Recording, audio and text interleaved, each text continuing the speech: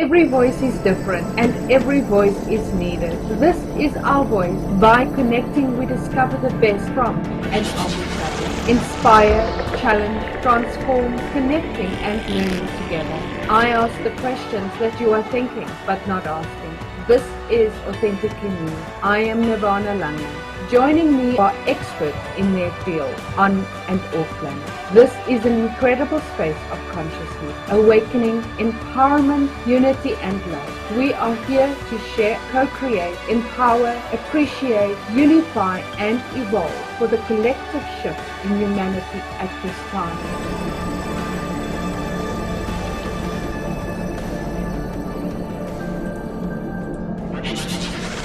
Hello everybody from Authentically Me, the Unified Roundtable. This is one of the most exciting times for me is to share all of this beautiful space with all of these beautiful ladies, and what a wonderful feminine energy we have here today. So I am Nirvana, and I love to gather people and share information, give inspiration. And we will go around the panel in a few minutes, but what I'd like to do is ask Jenny, welcome Jenny, to give us a grounding in and centering so that I can calm my nerves first of all. Good morning from New Zealand. I know it's different times in all the zones, and I feel the grid as we all connect in from all over the world, and the depths of our beautiful bodies holding us here. So let's take a moment to ground and center in. Those who are with us right here, right now, and those who are joining us later through different mediums. And we allow the breath to fall away in its own way with ease.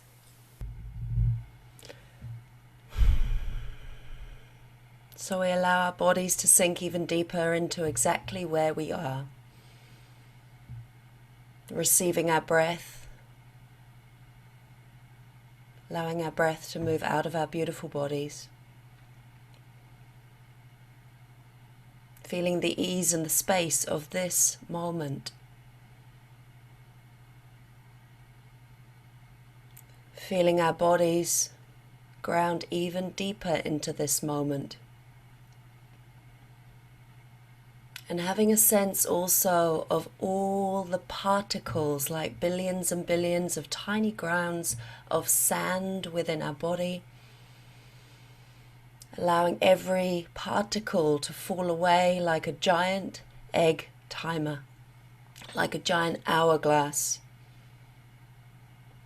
Allowing the moment to fall through, being fully present,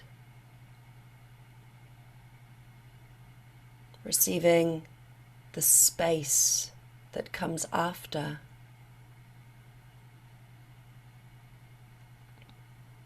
And as we receive that space, so we receive each other more deeply. As we receive the space that we are, so we hear the other heartbeats in this beautiful round table. The willingness to come together, to touch in and touch out, to deepen, to love boldly, to love all, to hold self in deep sovereignty.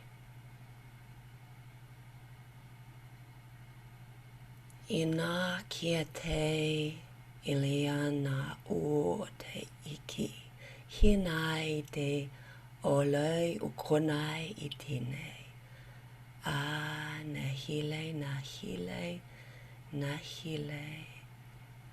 Kia ora from New Zealand.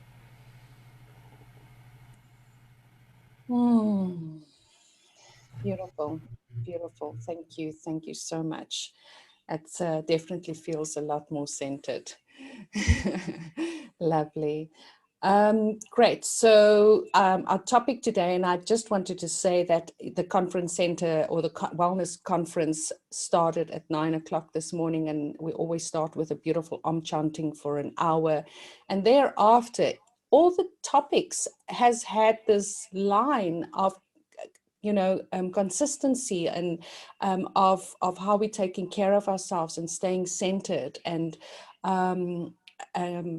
how we're keeping ourselves in the breath work, and connecting to the heart. And just before this, we had the Ho'oponopono, which, most of us know, which is about the forgiveness. And before that, we had a lady that was talking about, what are you packing in your suitcase? And, which means what are we carrying, and all of those things. And I'm amazed we don't know each other as people that are hosting these live events every hour, that yet there seems to be always this kind of line that is very, very similar in topics and conversations. So before we start with that, I think let's go around, and if each one of you, and I'm going to start with you, Paula, and Shara, you want to go last, that's quite okay. If Paula, if we can start with you, go around the panel, and then after Jenny, then Ashara, you're welcome to share. What do you do? Share a little bit about yourself, just so that we can all in our audience can connect with you. Wow, you're making me go first. Yep. Well, I'm really glad I work direct. So my name is Paula Connor, and I'm in Canada. So hi, everybody. So beautiful to be in the presence of divine feminine, right? It's really feeling very strong for me. How am I staying centered in my heart? I work very, very closely with my heart. My heart speaks to me directly. A number of years ago, in a meditation, was the first time and only time I've had clear audio, and that was Meet Me Here. So I've discovered that my monad, my higher aspect of myself, speaks directly to me through my heart. So how I'm staying balanced right now is spending a lot of time practicing coherence, which is really being in conversation with my heart center. It's the portal, it's the thinking organ, it's the open heart of God, if you want to use that word, or source, or the cosmos, or prime creator. So that's how I'm staying centered. A lot of time in nature, because she's always at the perfect vibration. Forgiveness is a theme actually with my right now. So I don't know what else to say. You made me go first. I got no benchmark, no framework to kind of like follow on, but why don't you tell us a little bit about what you do? You're a hot math facilitator, and so just a little bit of an intro about yourself, Paula. That'll be great, so that people just know who you are. Okay, thank you.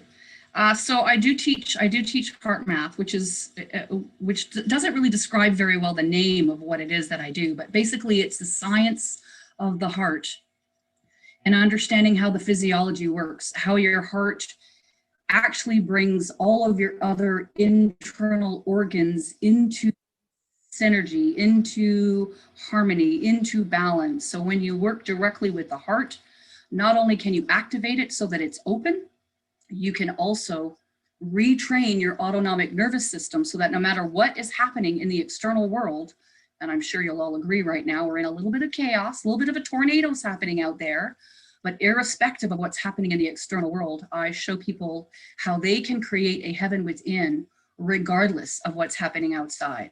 So I teach people emotional intelligence and how to remain composed and in self-regulate your emotions no matter what is happening. So that's primarily what I show people how to do. And the result of that is that their heart opens, and then the heart begins to sing in its natural rhythm, in its coherence. And I call that the heart song.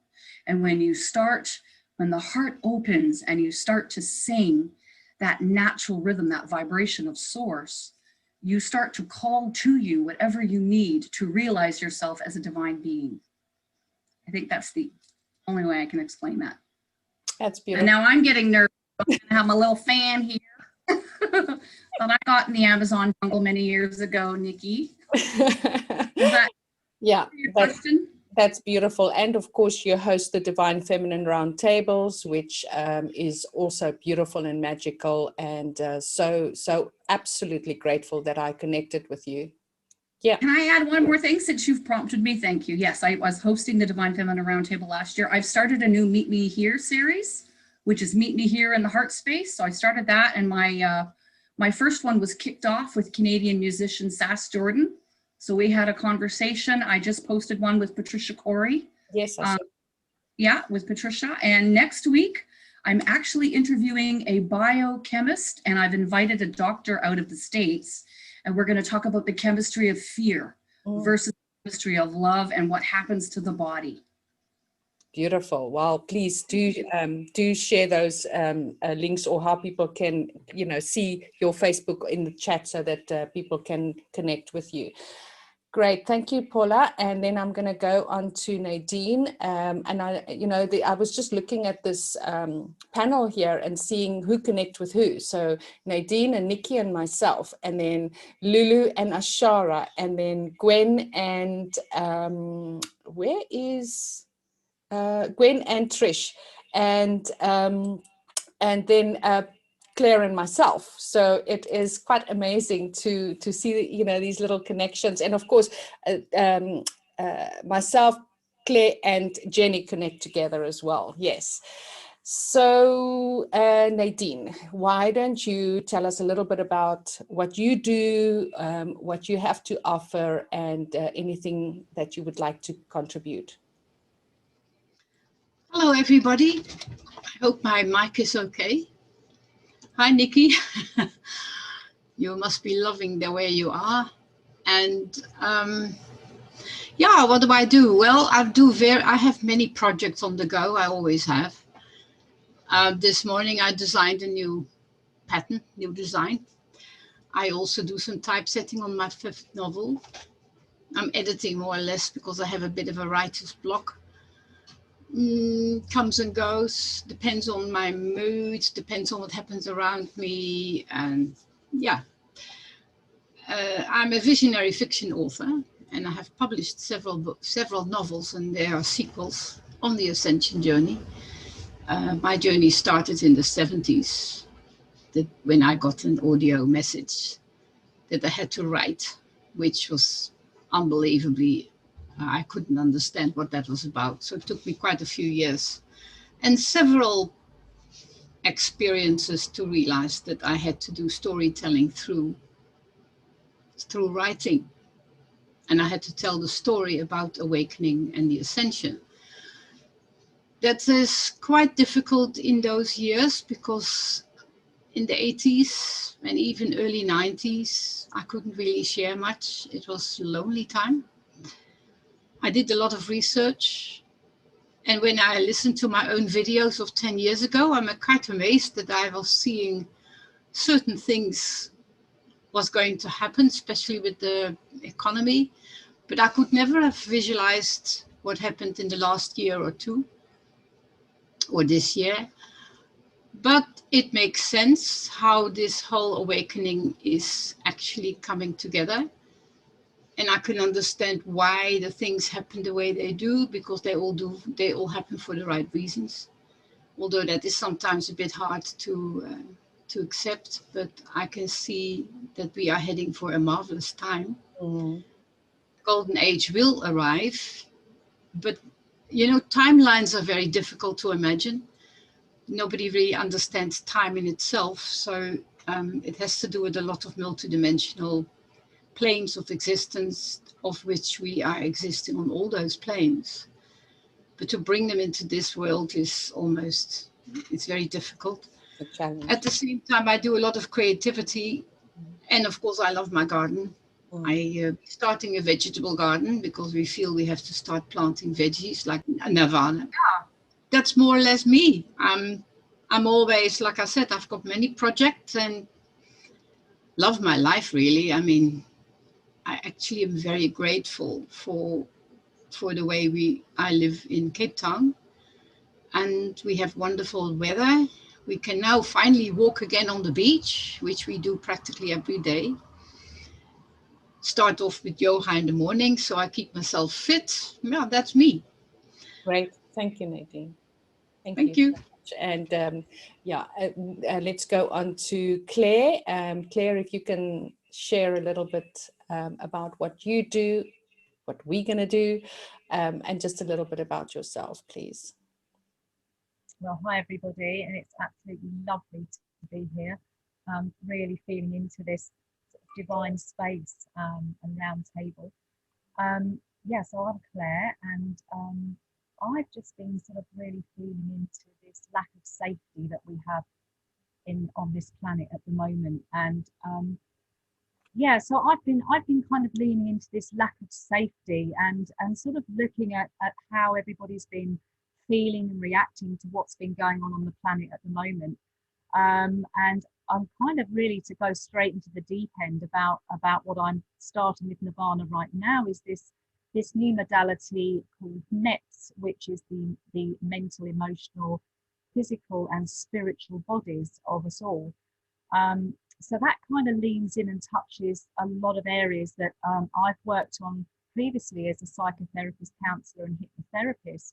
But I found that each modality kind of separates people from the whole, if you like. And so we're sort of looking at integrating that into this model, this kind of aim that I like to call it, this alignment, this integration method that this aim brings to mind. And we can actually discuss with people about how that is going to help them in so many areas of their life, having come through this pandemic. You know, what I'm not going to go into a whole political discussion about that, but how that's going to sort of go forward for some people, and help them to separate, you know, because I think for people that are not as aware, and the conversations that I've had with people, they just take it all on board. You know, they're trying to deal with all these aspects at once. And I think that NETS is going to really help people to sort of pull their world apart just that little bit and focus in on these different areas that Nirvana and I are actually going to help them with. So yeah, so a little bit about me before that. Like I say, I'm a hypnotherapist, psychotherapist. I've worked in the police force. I've been a drugs counsellor. Oh gosh, I've had so many lives. I'm like a cat. But anyway, I've done a lot of writing in the past as well. My father was an author, and I've written some children's books. I've had some published poetry. But I kind of feel that at the moment, I really want to focus on this new venture with Nirvana, and yeah, just go forward with that. So thank you all.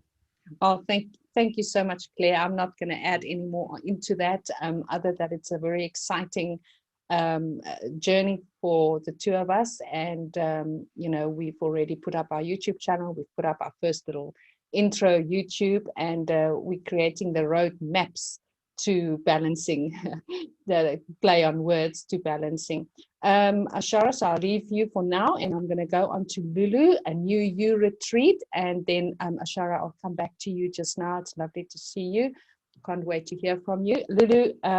Yeah, the adventures that's coming up for you and the challenges within that. So, you know, just share a little bit about you, and so people can just find out and connect with you.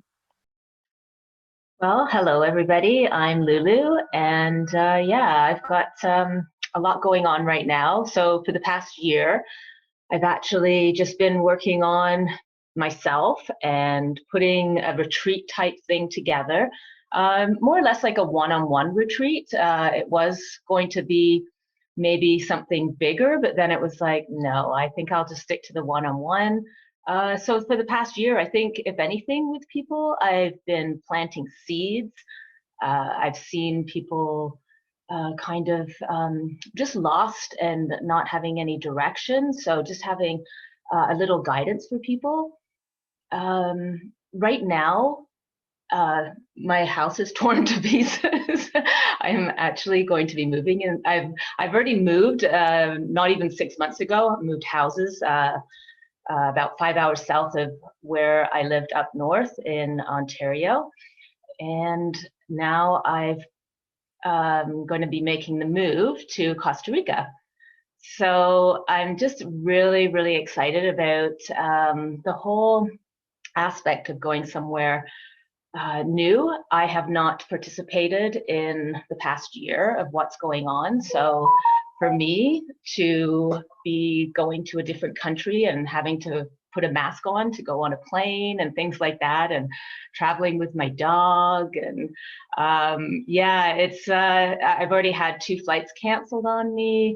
So yeah, it's but at the same time, it's everything that's happened to me is just teaching me, and I've just been so excited and open for what's to come. And yeah, I'm just really excited about where my life is going to be going. I'm not really putting any pressure on myself or any labels of what I'm going to be doing, because I know that Source has a plan for me, and I feel like there's something exciting. Yeah. Yes, and always looking forward to our weekly gatherings on a Saturday evening, and to sharing, you know, the journeys and the experiences that's lying ahead for you. Thank you, Lulu. Trish. So Trish is also in Canada. So we've got 3 Canadians here on the panel at the moment. And yeah, so Trish and I were, and with Gwen and Jane, were part of a organization or a movement, I'm not quite sure, called Swiss Indo. And that was about bringing humanity back to, bringing value back to humanity, and you know, kind of getting rid of governments, pretty much what is out there at the moment with all of these, you know, truthers and things like that. And so it's really nice to be able to openly speak about these things and not have secure platforms that we had to use before. Trish, so tell us a little bit more. I haven't spoken to you in years, and we're so looking forward to seeing you and having you here with us.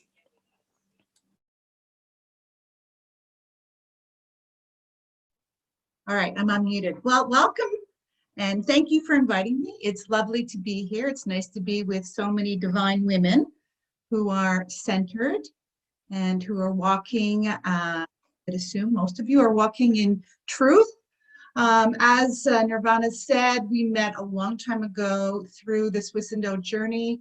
For those of us who woke up spiritually and then started to dig into the geopolitics in the world, the whole Swiss Indo situation was very intriguing. We learned about the central banking system and all of those things. And of course, when you first learn about that, it's horrifying to realize that, you know, you've been enslaved and the whole system's a lie.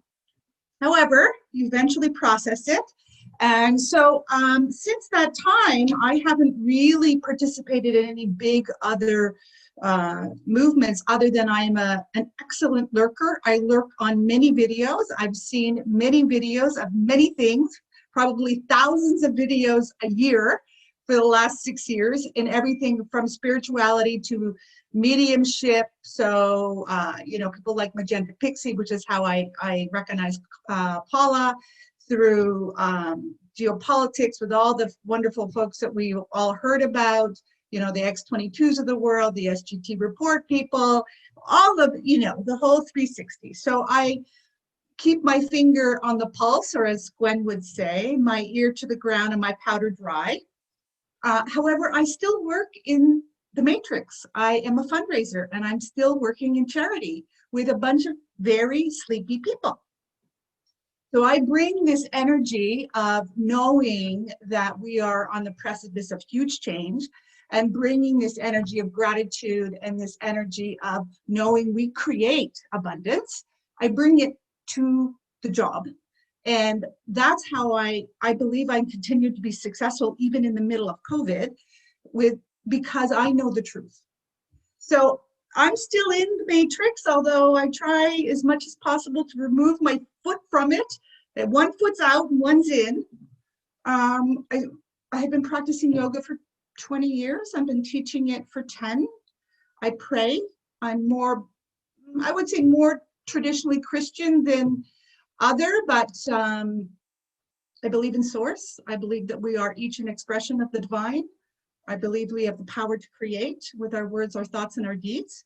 And I try and stay balanced, which is challenging at the moment, specifically because I'm still in the matrix and surrounded by a lot of very frightened people who are completely and totally asleep.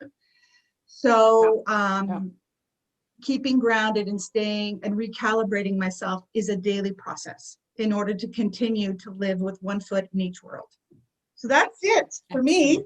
So it's a pleasure to be here, and thank you. And it's good to know that we have other Canadians here. Sometimes Canada is such a big country and there are not very many awake people. Most Canadians who are awake, we feel very alone, I would think.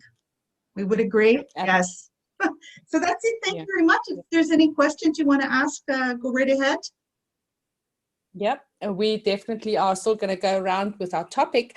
So just want to quickly do the intro of who's on our panel. And so going on to Nikki, who I recently met and had an instant connection and sisterhood with. And it's thanks to Nadine, who took me with her camping. And there was this beautiful, I don't know, forest fairy that I would probably call, but she's doing some exciting things, and I'm not going to say anything. I'm going to leave it all to you, Nikki. If you could tell us a little bit about yourself and specifically what's coming up in your thing. Got you, Nirvana. Thank you. And wow, what a wonderful panel of very inspiring women. Thank you all for your work in this world. So my name is Nicola, aka Nikki. I'm Southern African, so I was born in Zimbabwe and I lived in numerous countries throughout the southern part of Africa.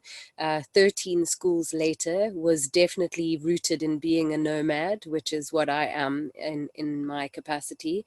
I currently am living in a forest, hence why you see the background changing the whole time. The sun is starting to drop and the bell tent that I am living in is surrounded by a gorgeous pine forest. So I am very much in the wild, and I'm so grateful for this living.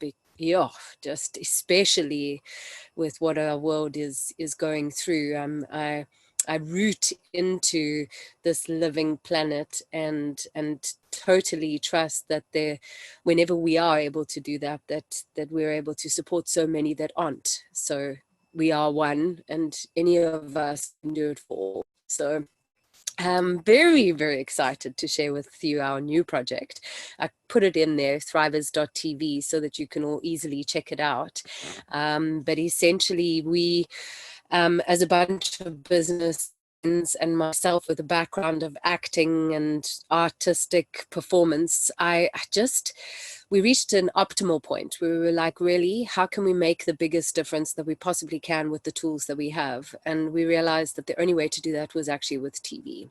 And so we have already recorded our entire first season of a brand new real TV show that we are editing at the moment, and God willing will be broadcast simultaneously in numerous countries this year, because she's getting close to being born.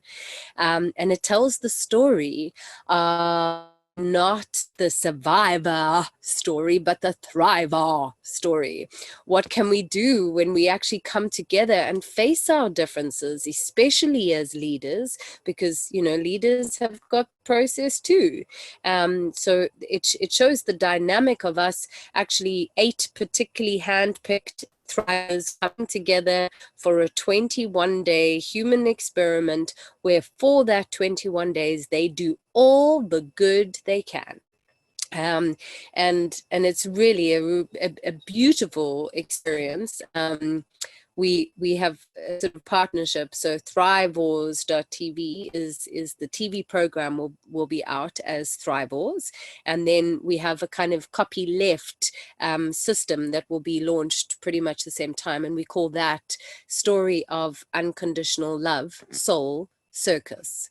And Soul Circus is a copyleft system that people can also go and do their own 21-day type experiences and literally just help to to transform what we are needing to transform. And the focus is actually in every community, focusing on the people who are already doing something and getting behind them.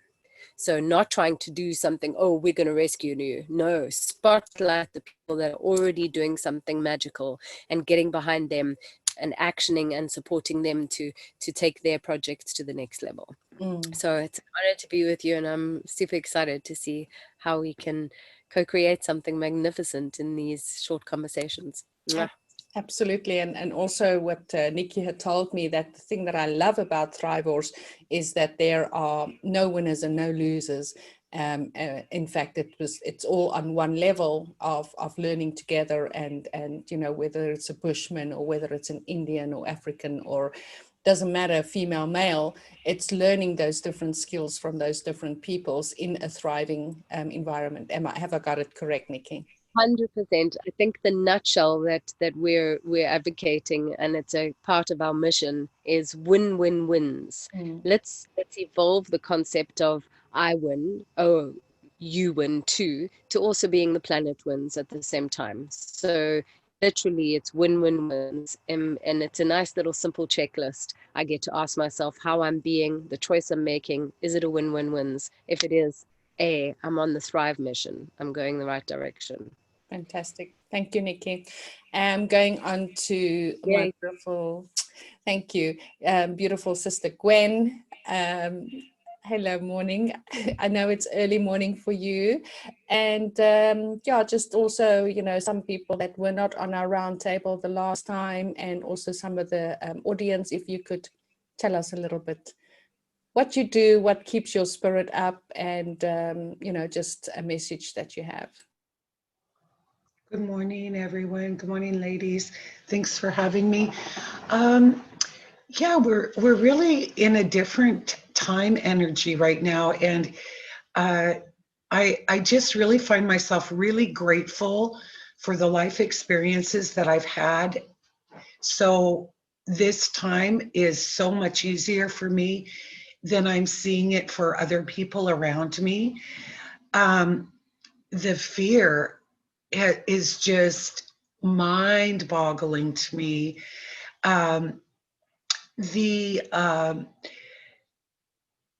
How people react when they come from a place of fear is it's just so, I don't want to say offensive, but it just comes right up against your energy, you know. And so I've really I have absolutely refused to wear a face diaper.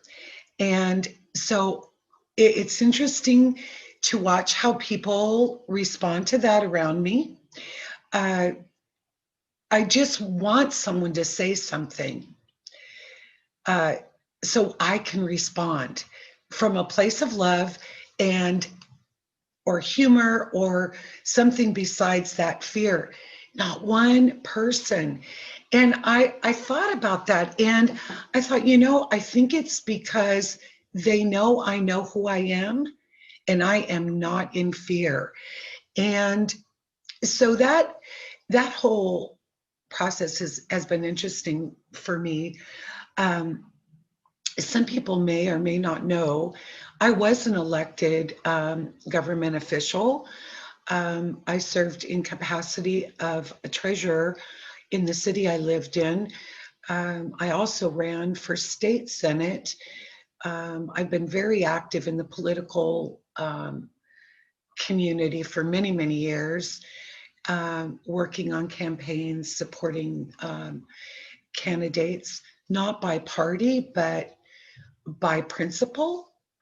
I started a nonprofit many years ago, Voice of Women, where we went up against a very big machine that at the time I thought was very local, where they were removing children from their homes, and then in violation of the Indian Child Welfare Act, adopting them out. And through that whole process, I learned that's just not here. It's global. There were children being trafficked.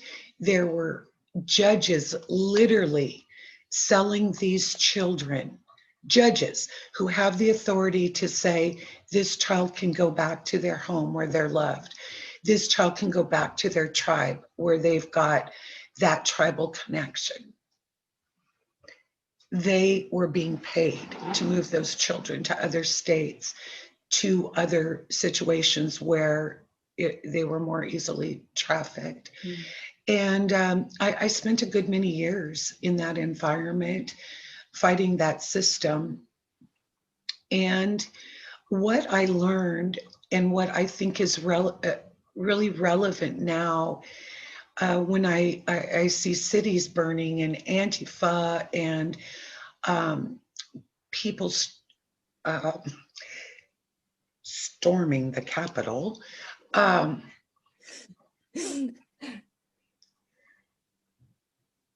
armed insurrectionists. Okay, I didn't see any arms, but alrighty then. I'm sure the media will repeat that enough times that we'll believe it. But what I learned through all these processes and serving on the board of the United Civil Rights Councils of America, we are not different. We are being sold our differences, and we're buying and drinking the Kool-Aid. And that has to really stop. And the only way that can happen is when you know the truth, speak it. And I think a lot of times people are afraid that they're going to offend someone, or that they're going to hurt someone's feelings. And so I've been trying to learn how to speak my truth and what I know to be the truth, and what my values are, without crushing somebody else's spirit, but saying this is the truth. This is where my love or my heart space is.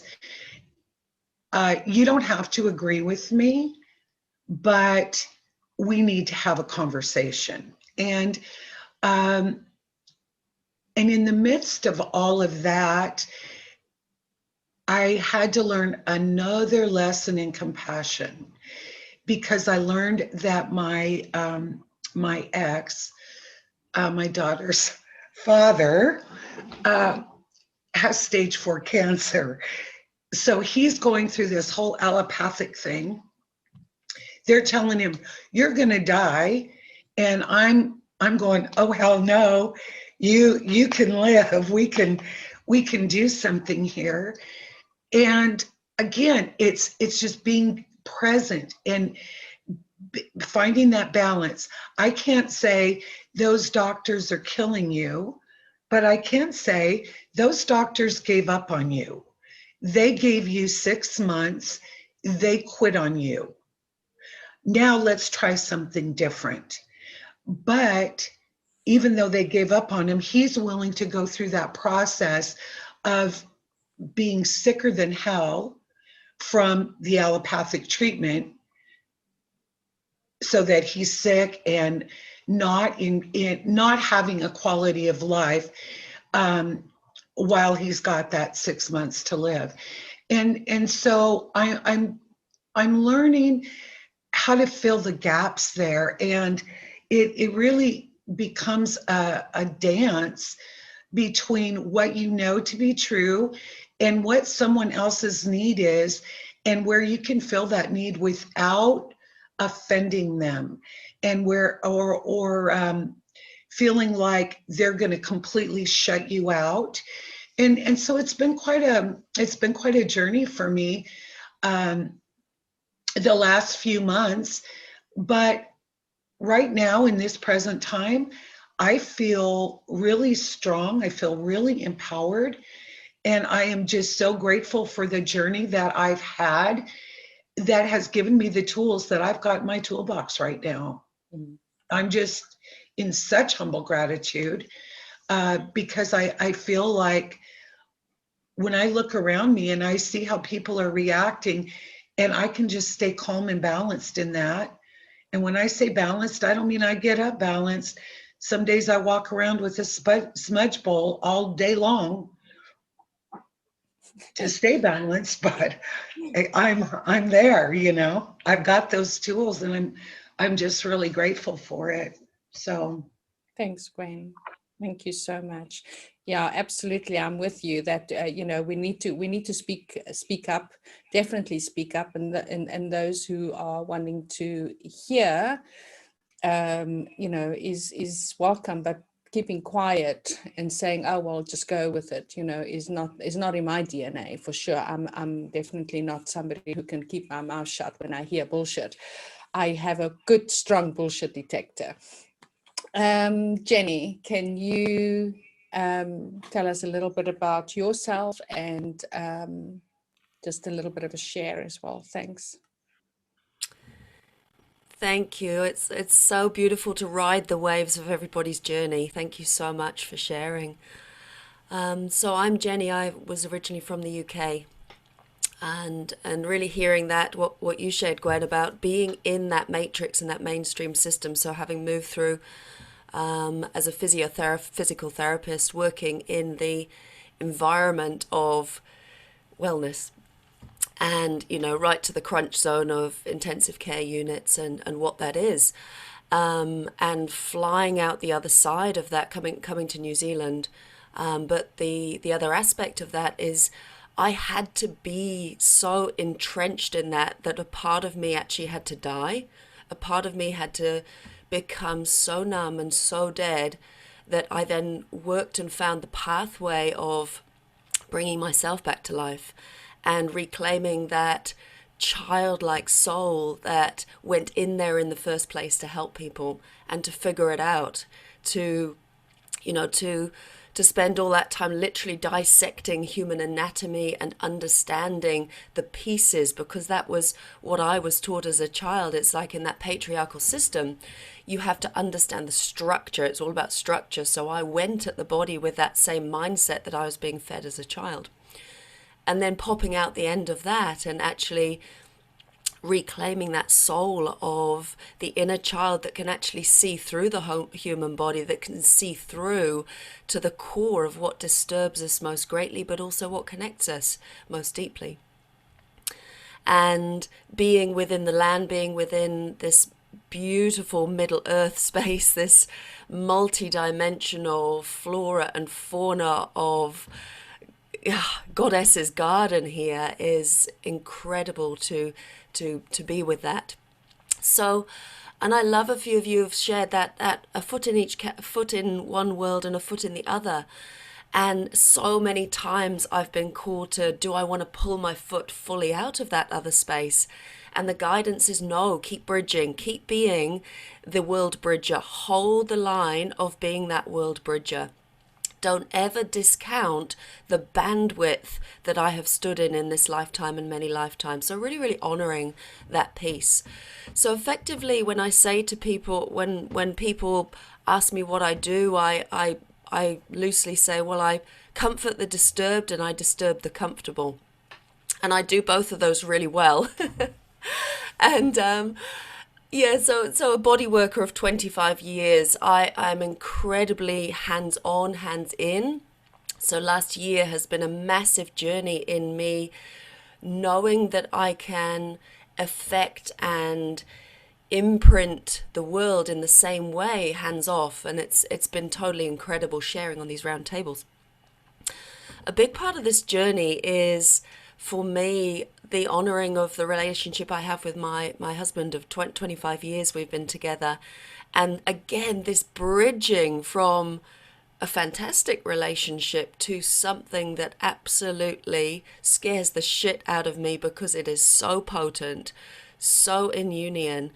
And this template of the inner family unit, like really turning back to see the children as my guidance, turning back like back into my life, like spiraling in, to see the guidance and the wisdom that the children are coming through with, and to not lose focus with that, to sit in that humility and that listening. That, and one of you beautiful women used that word, that listening, of what the children are seeing in that pristine knowing of what they're holding within, the codes, the seeds that they have that are, you know, we talk about star seeds. They're saplings now.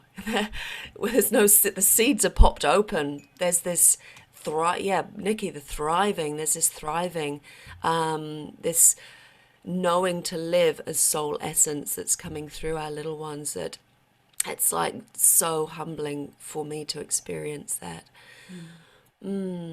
So that's me in a nutshell. Thank you. Thank you. Thanks, Jenny. And now I'm going to move to another Canadian, Ashara, and also one of the sisters that gather with every Saturday evening, South African time.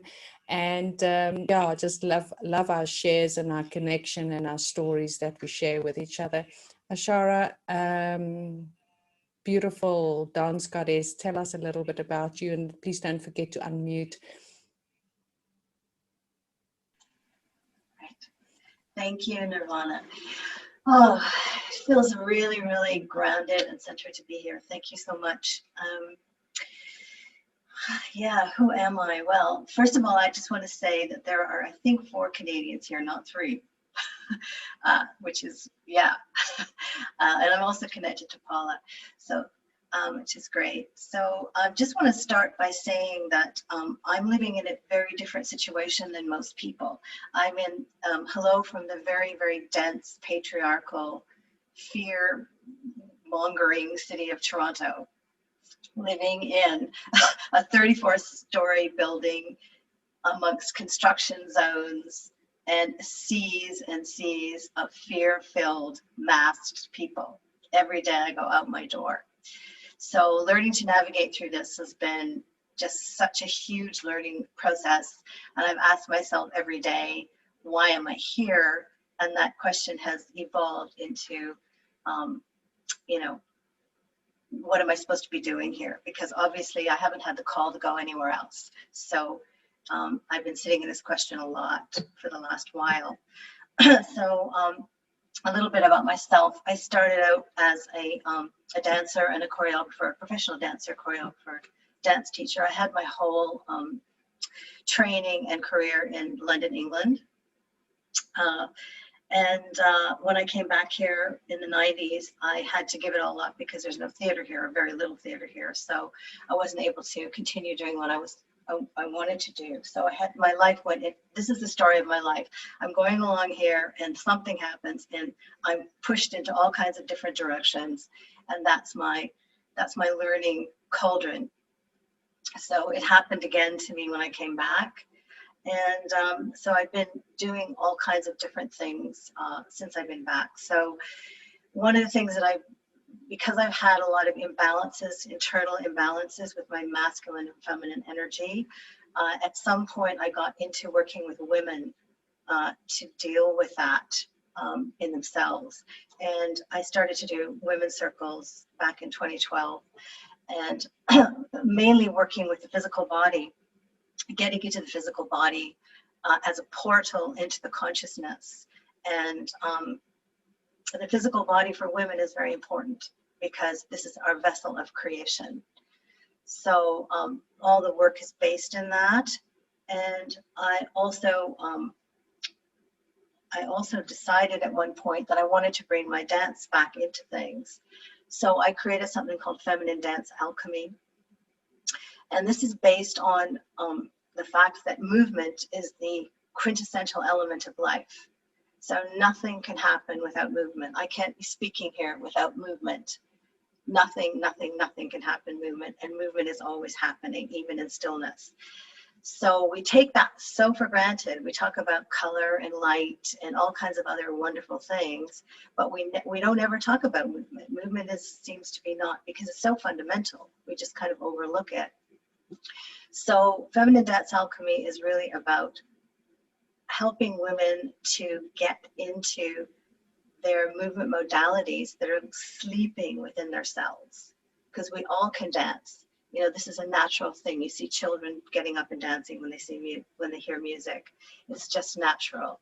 So this is not about like copying anything or me imprinting anything on people, or leaving you, putting on music and letting you waft around the room.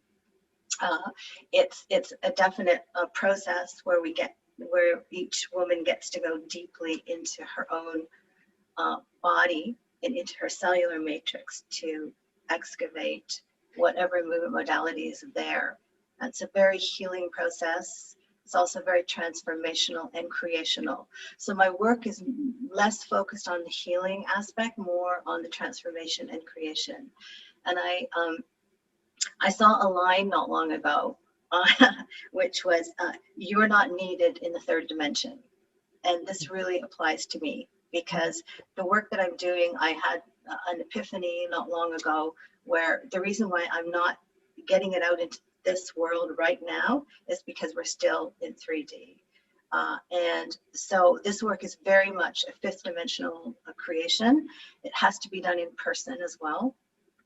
So I'm just like biding my time, working my way through this, navigating my way through this, and being very creational. I'm also in the middle of writing a book called The Soul of a Dancer, which is about bringing the reader into a real experience of what it feels like to be a dancer and be in the dance world, which is something that is such a rarefied world.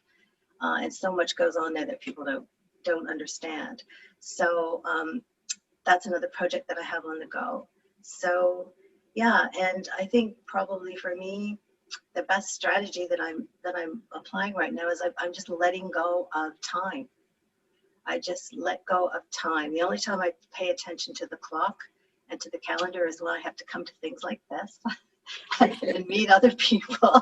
But apart from that, I just don't pay attention to it. And so that allows me to just listen to my body, obey my body at any time it wants to do anything. Mm-hmm. Yeah. Awesome. Thank you. Thank you very much, Ashara. Wow, that was a beautiful share from everybody. And we've got a real good feel of who everybody is on the panel here. I'm really grateful for those really deep shares and storytelling. I'd like to get onto the topic. And, you know, each one have sort of touched on that as they were sharing their stories and giving insight about who they are in their living beingness. And again, I'm just going to go around and around the panel, and each person can give a few minutes into our topic. And so I'm just going to kind of go through, how do we take care of ourselves, body, mind, and spirit, keeping our spiritual fuel tank full. And that obviously is the emotional, physical, spiritual, and mental part of ourselves as well. How do we keep taking care of ourselves? And also, you know, that happiness is an inside job, and to try and keep those parts of ourselves balanced. So it's a lot of words, but it's very simple if we actually come to the answer of it, and each one of us have a different view on what that answer is. And you know, especially during this time of the pandemic and scamdemic, which, you know, we all know, and being forced to do certain things which we don't consent to. I will not consent to this draconian measures, and you know, and what they are forcing us in doing. I'm definitely not seeing this as something that has been orchestrated by a higher power, like a God energy, to kind of teach us something, because that means we must just surrender and go, okay, well, you know, I'll just go with what these idiots are telling us to do. And so that is the part of me that is quite rebellious, and you know, I will fight as tooth and nail, and you know, they can forget by putting a jab into my arm, like Paula says, I'll rather go and swim with the dolphins than giving them, you know, right to my body. But so there's all of this stuff going on, and all of this information that's happening, and people don't know how to navigate through that, and how to really stay balanced, and to separate what is the truth and what is your sovereign right on this planet as a human being. So Paula, a lot of words out of my mouth. I give you the floor, and share on this topic for us of basically staying balanced and taking care of ourselves. Thank you again for the opportunity. Body, mind, and spirit, mental, emotional, spiritual, and physical. I would say that I'm putting my spiritual component first, because that is the lifeline right now. If we look for anything in the external world to provide us with guidance, we're not going to get guided. So it's got to be within, got to go within. And I'm very grateful that I've learned to trust the messages I get from my heart now directly. So I spend a lot of time, like I said, a lot of time self-reflection, how I'm feeling, how I'm viewing the world, checking myself to make sure I'm staying neutral. I have to admit, I'm getting really frustrated. It drives me crazy when I see a little 3-year-old girl getting on the school bus and they put a damn mask on her. It makes me so angry, right? Because this is just, Gwen had mentioned the amount that the fear, and this is the thing with fear. See, it paralyzes people's ability to think critically. And so what's taking place on the planet right now is literally a psychological assault on the human spirit. So I would say, and fundamentally, number one is time alone spending with Source, time alone talking to God, whatever word you want that to mean for you. For me, it's the infrastructure. It's the energy of all creation. And having a direct connection to that is my lifeline. Absolutely. So fundamentally, because then you're never walking alone. No matter what happens, you're never alone.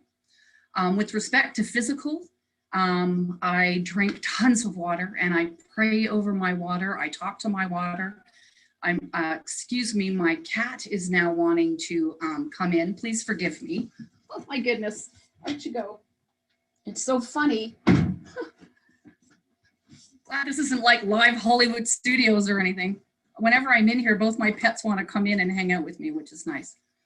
But from a physical perspective, as I say, I talk a lot to the elements. You know, in the morning, I've just started this recent practice of honoring the 4 elements or the 5 elements: ether, water, air, fire, and earth, and recognizing that it all has consciousness and that we can work very proactively with those elements to create an incredible world. So again, with the physical, I love CrossFit. I love to move.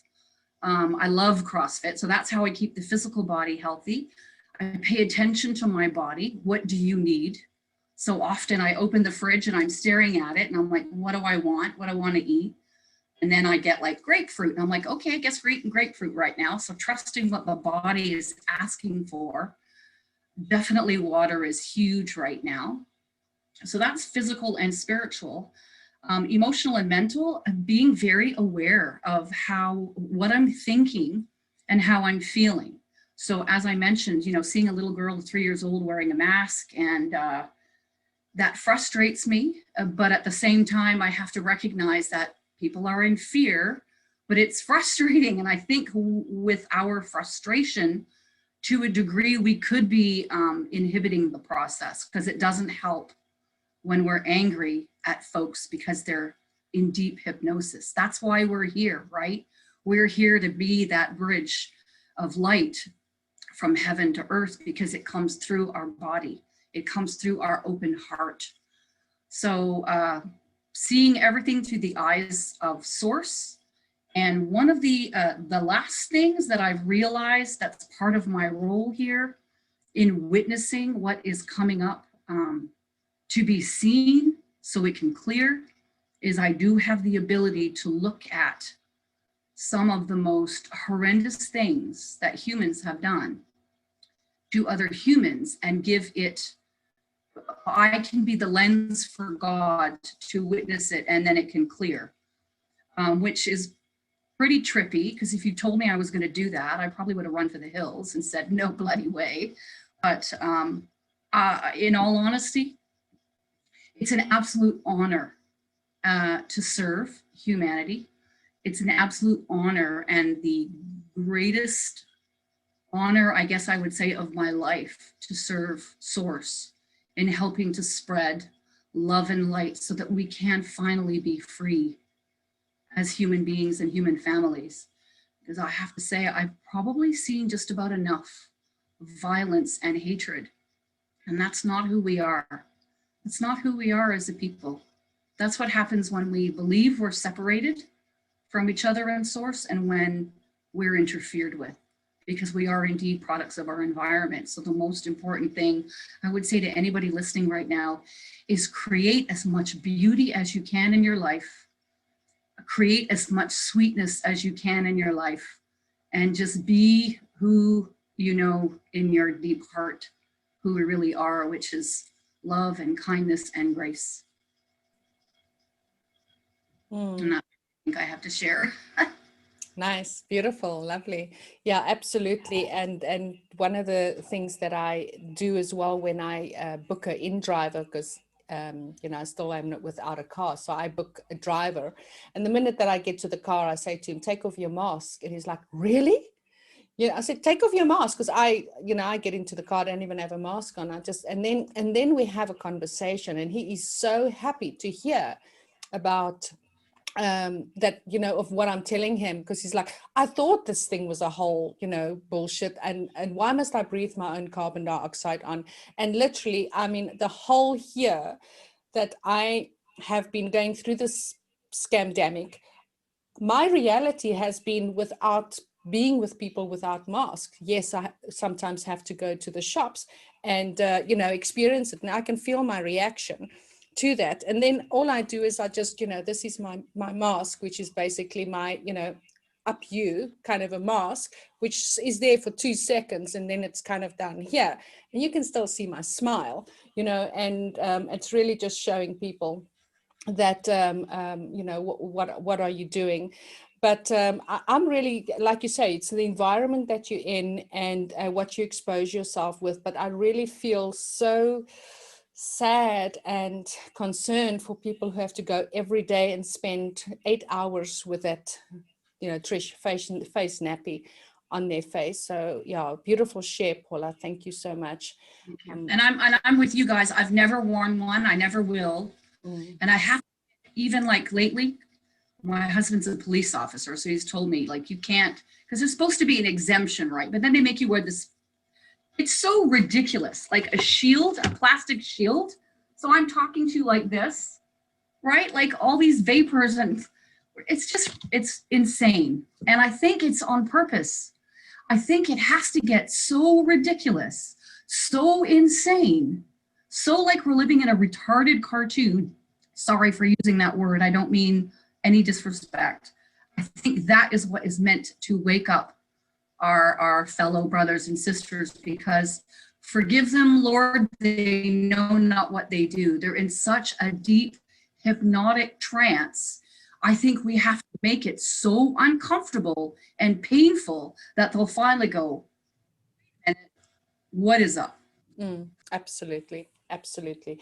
Thanks, Paula. I'm going to go on to Nadine. Nadine, if you can let us know on the topic of, what your message is about how we can keep our spiritual fuel tank, full. And that, again, as I say, is, regarding all our parts of ourselves, the physical, emotional, mental, and spiritual parts, and how do we keep balanced during this time, and just your message, please.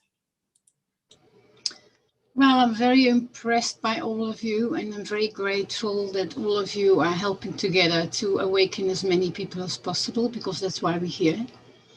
In our own way, we have to be examples and expressing that this is actually not, all of it is a lie, what they're living in. The reality is not real.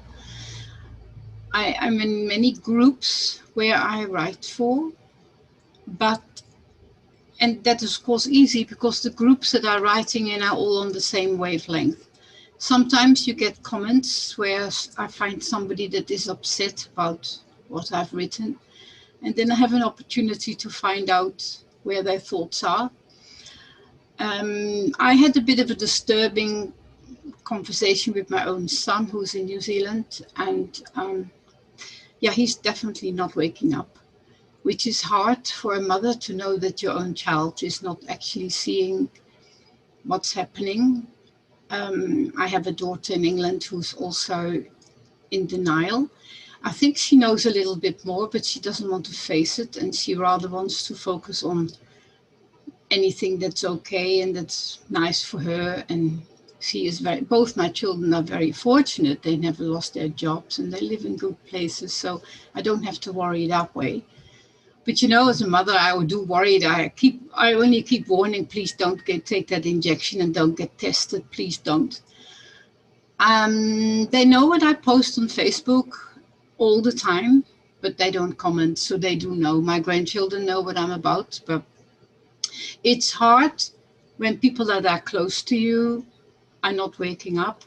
But then I think, wait a minute, their soul chose me as a channel to get through. So there must be a reason why. And I've been very much working with bringing the soul into the experience of this physical world. That was my task that I was given through storytelling. So I have had a background for a long time ago of art therapy. My work started with Rudolf Steiner, who was an amazing teacher to learn from, and especially in art therapy. And in the earlier years, I used art therapy with children because children don't express what they're going through. And when you look at their art, you can read their art, what they're thinking. I have developed over the years a language of the soul, which I call the language of light, and that can only really express through doodling. And gradually over the years, I created a system where through the chakras, we have to embody soul qualities. So the physical, the first chakra, the body, the base chakra is very much grounding into the physical.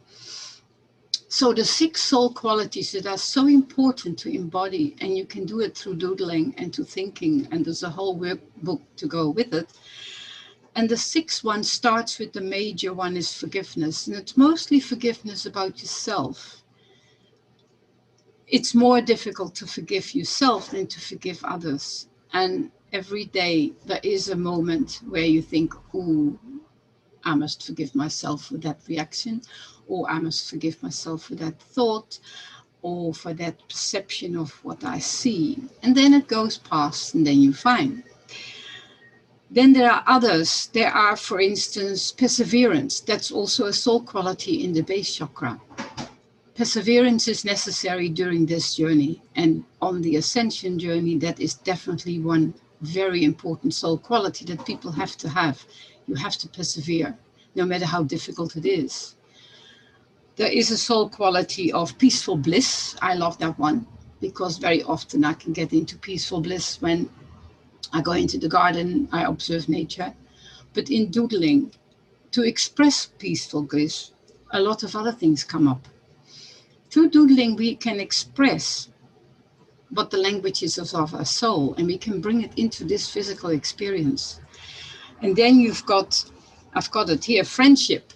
You know, during lockdown, I have met more people, and our social life has actually improved such a great deal, which is amazing because many people are more lonely during lockdown. But we have actually attracted more and more people, even locally, people who looked for other people with like-minded. And although our family is all far away, and I probably won't see my children for quite a while, I haven't seen them for years, and travel is impossible.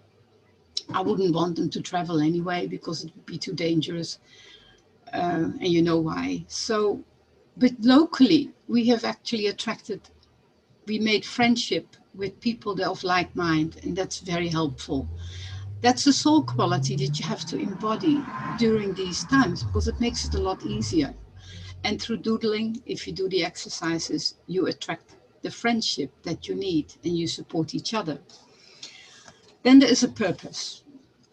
People have to find what is their purpose to be around during this time. Why are they on the planet? every single person that is at the moment on the planet and is an awakener have a purpose, and we all have to find our own purpose, and the purpose can be in all fields of life. Once you find that, that is where your joy is, because that purpose gives you joy. And through doodling, find out what your purpose is. Your soul will tell you through doodling. Not necessarily through, some people write, some people, I do writing, but doodling is a method where you have to take the way that you want to make pretty pictures has to get out of the way, and you have to ask for your energy of feeling, emotional, mental, physical, all has to come out in a doodle. And you'll be amazed what kind of pattern appears, and you actually will read that pattern. If it is on purpose, you will get an insight, an aha moment, and that's all goes into the base chakra. And then, of course, global unity is a soul quality that we need to embody. We need to have global visions. You meet a lot of people that have only got visions of their own family or their close community. But most people that are on this panel are global visionaries. They look at it globally. We look at around the world. We know what's happening in America, in Canada, in Australia, in Europe. We all hear it and we all feel connected with people. We all must feel connected with the people in Texas. They go through very hard times, through weather. And all places in the world have something that make us feel grateful that we are actually in a lot better space. We can go onto the internet. In our case, we have summer here, so it is warm. We live in a very beautiful area. Those are the things to be grateful of. So I mentioned the first 6 soul qualities to embody. And of course, the chakra goes with the 7 chakras, so they all have qualities. But I will address only the base chakra. And that journal, what people can do is a free download that people can actually do themselves. And that's what I'm busy with. And otherwise, I actually enjoyed my own life. But yes, we all experience going to the beach and see people walking in the ocean with masks on. This,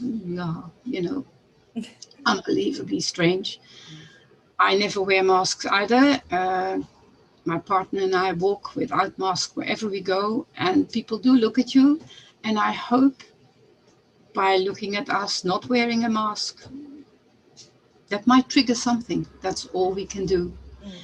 Not everybody is ready to awaken, and that's okay too. Their soul didn't ask for it, but there must be a bigger picture, and I believe in that bigger story. We don't really know what the big story is, but we do know that we are reaching, I know for a fact that we're going towards the golden age, but we will.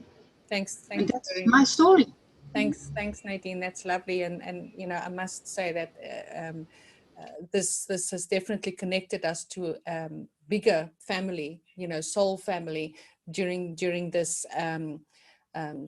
lockdown experience that we are going through, and that in a way is a wonderful gift for us to be out there and being socializing while they're trying to do the physical distancing. We actually are connecting in a physical way. We are hugging each other, and we are really experiencing those energies which they want to sever away from us and really only want us to connect in this way. Although this is really beautiful and it's great to have this global connection and global share with people all over the world, the part of us that still needs that physical contact, that hug, that smell, and that's very, very important for our immune system and for our well-being. So Claire, I'm going to go on to you, and thanks, Nadine. If you can share, this is our favorite topic of how to keep the body balanced in all 4 parts of the mental, emotional, physical, and spiritual. How do we keep our fuel tank full? And what is a sort of message that you could give people who are still here, hanging in there after an hour and 16 minutes? So your floor is yours. Okay, thanks Nirvana, and thanks for everybody's shares. They're amazing. What comes to my mind is universal law, and I feel that that actually, if we're all pretty conscious about the universal laws, and we sort of actually we can start there with our consciousness, and then become a little bit more of a laser beam into knowing ourselves, knowing thyself, thy will be done, you know, because actually at the end of the day, we've got this amazing gradation of light that's changing, that's actually being beamed down to us from all sorts of planetary reasons. And it's kind of helping us to ascend. It's helping us with that connection, with that ascension, and with being able to be more in our divine egos and less in our ego, you know. And I think that this group just really kind of resonates with me on that level, that we are talking from our divine ego, we are connecting with that, and we are also connecting with our heart space. And you know, as Paula said, with the heart math, I mean, with that combination of divine ego, intention and heart space, it really does help to magnify our energies so much greater, to touch each other on sort of a bigger capacity.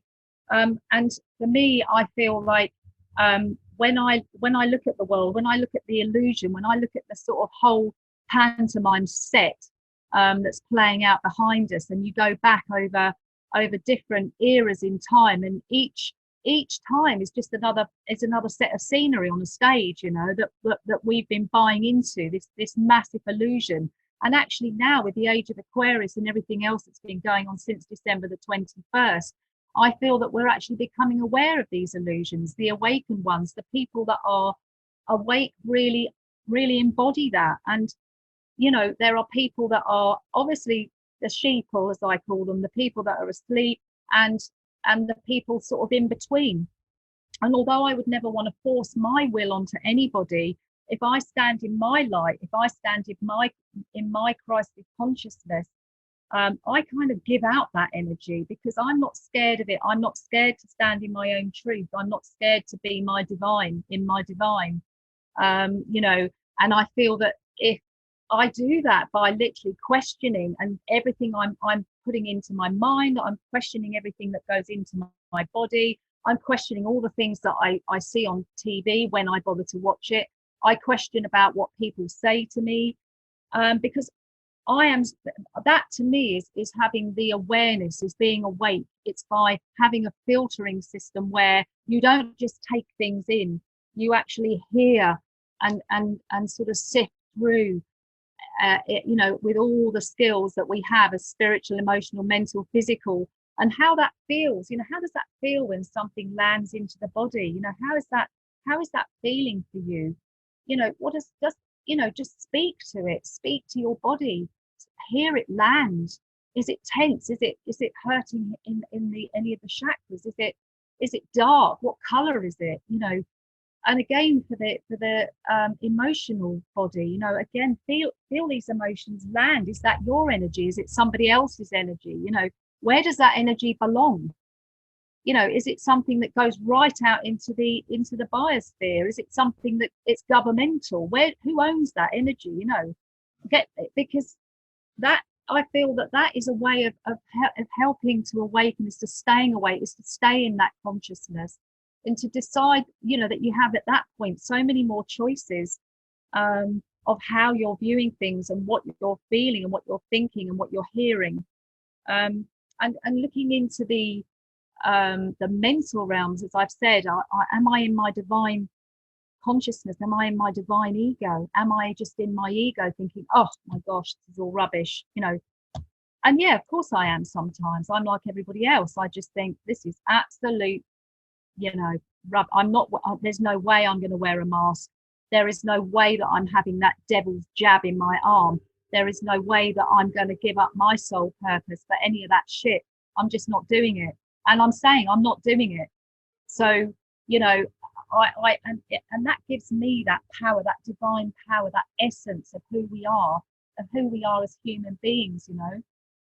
And on a physical level as well, just taking in the good food if you can, you know, eat less but eat better.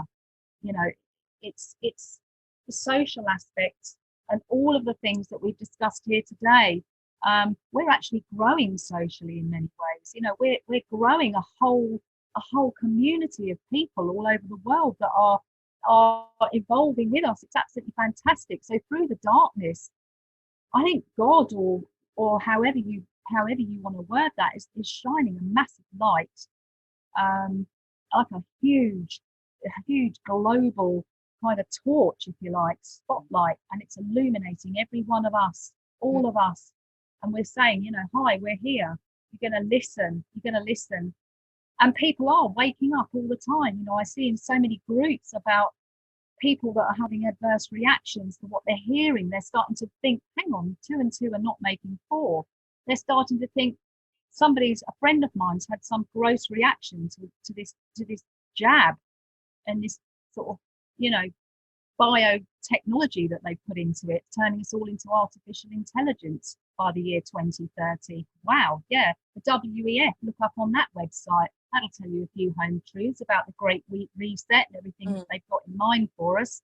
But hey, you know what? Like somebody else said on here, sorry if I don't remember who it was. I've got taken in so much information today, ladies. But like somebody shared here, we have to look into the light because we don't want to give that our focus. We don't want to give that our attention. We need to keep this as our attention. Yeah. So, yeah. Yeah, absolutely. Thanks. Thank you, Claire. Then I'm going to go on to Lulu. And Lulu, if you can give your share on how do you keep your spiritual body or your 4 bodies spiritual fuel tank full, and what are some of those things that you could part for even when I put this up and people are listening to it for months to come, hopefully years to come, that somebody will get a nugget out of our shares, even if we can just get one person to go, wait a minute, what would you like to share? Okay, so one of the things I didn't share at the very beginning, my PTSD brain today is not working whatsoever. So just bear with me. Go back to the beginning a little bit.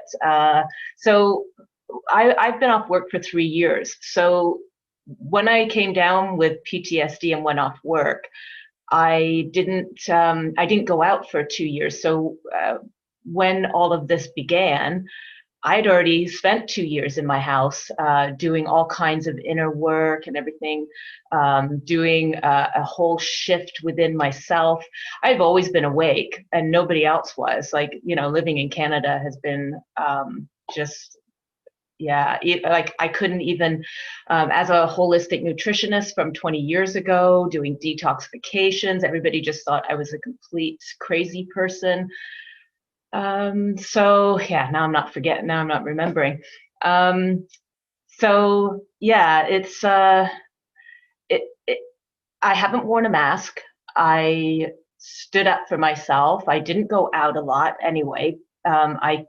I got, when Magenta and everybody did that whole first Divine Feminine Round Table, that's when we all got together. That's when our group, Yona, who isn't here today, she put out a call and we responded, and we've been together since then.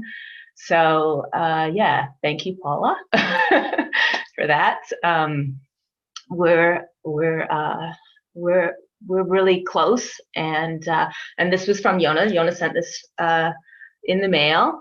I've met quite a few people selling my stuff, come to my house, and they're all coming up with their masks on, and instantly I say, take your mask off. And me booking a flight and knowing that I may have to get some tests done, I researched everything I could possible. I found flights that I didn't have to get any tests done, and then they were canceled, and then I booked another flight, and then that one I didn't have to have a test. So one of the things, sometimes I feel that I've had to, just go, okay, I'm going to just have to make a choice. If I want to get in this time where I want to go to, I may have to put a mask on. But at the same time, I think, and I was laughing with my sister the other day, and I said, you know what? You are allowed to eat and you're allowed to drink on the plane. So what if I bring sunflower seeds and I eat them super, super slowly, take little sips of water, you know, just to have my mask off, right? It's a 5-hour flight. I've got a 6-hour layover, then another 1.5-hour flight. And yeah, so can I eat sunflower seeds for 13 hours? We'll see. So yeah, I'm so mind, body, soul, and spirit. So mentally, I've actually really overdone it the past month with everything that I've had to do. It's been pretty much 10-hour days. So I know I've stretched myself a little bit too much there. So my recommendation is try not to move to a different country during these times. But I do a lot of things like detoxification. So I have an ionic foot bath, and I find that really is very helpful with things. I do plant-based diet, so a lot of fruit and vegetables. I find having a raw diet the best because it's the highest vibration of foods that you can have. Spiritually, I've done a lot of embodiment work, inner child work. I always listen to my higher self and follow that direction. One of the things, you know, I don't watch a lot of TV, but because of all the research I've been doing, I've basically already been living in Costa Rica with all of the people that I watch and them doing the walks down the street. So even if you're not going to be going to another country, you can go onto the YouTube and you can be there, and people will you know, show what they're doing in other countries. You can go plant seeds and be in somebody's backyard with them. You don't have to you know, live in your world. You can learn things on YouTube. So yeah, yeah, going on YouTube and seeing what other people are doing in different countries, that's been really helpful for me. What else? Spiritual. Oh, you know what I really enjoy is the card readings. I do a lot of card readings myself. I love doing that. I really find that spirit comes through me when I pull cards. So I watch a lot of YouTube videos on my astrological sign, and they're always like, oh my God, it's going to be so great for you in February. Oh my God, it's going to be so great. So that in itself is just very motivational for me. Somebody always telling me that that all of these amazing things are going to be happening. And I feel that they're actually just talking to me, because I'm like, I think that's what's going to be happening in my life. Like you're talking about that you're going on this trip and you're going to be doing this and you're going to be doing that. And I'm like, hey, that's my life. That's what I think I'm going to be doing. So there's lots of things out there I find very inspiring. I believe in being your own inspiration. So I'm just really finding my purpose and knowing who I am, and just being really courageous and very excited. And affirmations. I love affirmations, and I put it all on my phone and listen to that kind of stuff. So yeah. Yeah. Sorry for my PTSD brain. No, absolutely. Love you so much, Lulu. And, you know, looking forward to you sharing your adventures once you get to Costa Rica, and for us to see how you're planting your seeds and walking the streets and getting the sounds and the colors and the smells of Costa Rica. So yeah, looking forward to you sharing that. And, you know, some of the things that I take out of what you're sharing is really to fill ourselves with things that keeps our spirits up, like, you know, positive thinking, positive affirmations, or things that we, you know, enjoy. So that is something that is very important, to kind of get away from the fear, or getting away from, like, you know, my righteous mind sometimes. And, you know, like I can get really wanting to get on my soapbox. And so sometimes it is a good thing to just go into my garden and kind of let that go into the earth, not contaminating it, but let the earth take that from me, and you know, and come in with a different way, rather than, you know, standing on with my Mars planet ruling me. Yeah, I did see some of my friends that have been taking like the past year just to try and wake people up, and I can just see that they haven't got anywhere with it. And one of the girls, I even said to her, I said, well, how about you just focus on you and you look after yourself, you know, you, because everybody's got something going on with them. Like, we're here for ourselves. We're here for ourselves to grow, to heal all of those aspects of past lives. And yeah, there's so much work to be done with ourselves. And if people don't want to wake up, then they don't want to wake up. And, you know, it's who am I to say that you have to wake up? Absolutely. Yeah. Thanks, Lulu. Going on to Trish, and Trish, if you could share some of the message of, you know, what you could advise people. You know, none of us are claiming to be the know-it-alls or gurus of everything. You know, this is just all from our own perspectives and what we experience. So if you could share a little bit about how we can keep our spiritual fuel tank full. Well, I think that all of us have a belief in a higher energy, whether we call it God or source or universal power. I think that would be true for everybody here.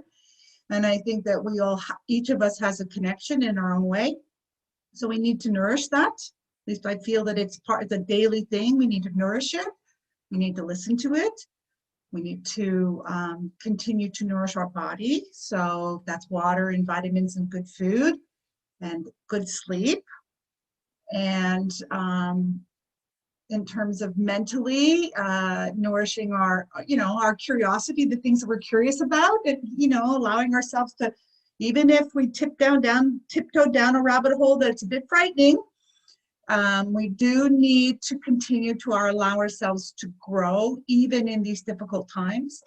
I think it shows, as we talked about, somebody talked about perseverance, and it does take perseverance to stand in your own sovereignty at this time when so many people are willing to turn their own inner light off and to accept to be a slave.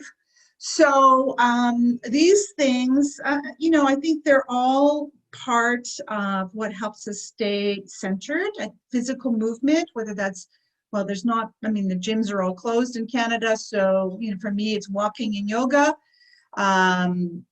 Although I think it would be kind of fun to do an online dance class. I think I'm really at a point where I really need to move a little bit more than just walking and yoga. So those are the sort of 4 areas that I practice as often as possible every day in different ways. But I think the piece of me that gets most off kilter is the mental body because of other people's stuff, right? As I said before, I'm not in an alternative type job. I'm still out in the world and dealing with most asleep people are the ones that are out in jobs, in my opinion. So that's where I have the most amount of work to do daily to recalibrate when I had forgotten to put a shield up, and that energy just kind of smacks me, you know, and knocks me over. Other people's issues with their insecurity, other people's issues with their ego, other people's issues with their fear, all of that stuff is where I find I have my greatest amount of work daily to calibrate. I walk so that the physical body is taken care of. I eat properly. I take vitamins. I sleep. You know, I have an animal, so I have love, and I make sure that I connect out 5 or 6 times a week to my various people in my tribe, Gwen being one of them. So even if I can't hug them and be in the same room, I can hug them virtually and we can chit chat on the phone. So those are the things that I do. And where I have the greatest challenge certainly is the mental body, not because of my mental body, but having to recalibrate when I'm in other people's energy, and it throws me off temporarily because I've forgotten to either put up a shield, or they're in so much fear that it takes me a moment to kind of get back into my own groove, you know? Yeah. So those are the things that I do. I pray. I do pray. I started praying regularly a couple of years ago when my mother was very ill. She did die since then. So that's been a journey. So I started praying regularly, and I've sort of tiptoed down into biblical stories because there's a lot of rich information in biblical stories I'm discovering. It's not just an old book. There's a lot of wisdom, and I'm appreciating that journey. So those are the areas that I find the most challenging, but also where the greatest growth is happening, is in the mental body. Yeah, absolutely. Thank you very much, Trish. You've reminded me of something that I've just discovered, but purely by accident. Actually, a friend of mine in Israel sent me this link, and I was like, I don't know if I want to know the true story of Moses's death. Like, really, I really don't want to know the true story of that. And I thought I'd give it a few seconds and started listening to it. And the rabbi reading from this huge Jewish Bible, I suppose. I thought I'll give it a few seconds, skip through a few things, just kind of give you that respect that I, kind of just get the gist of it. And it was so beautiful.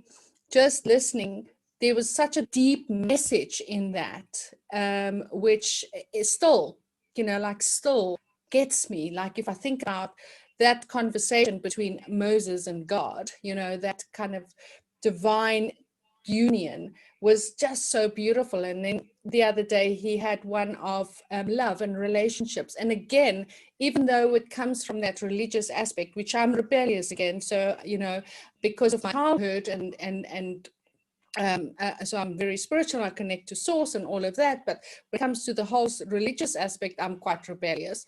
And so again, there was this beautiful story about love and relationship from that, from the rabbi that he was sharing and reading. It was really profound.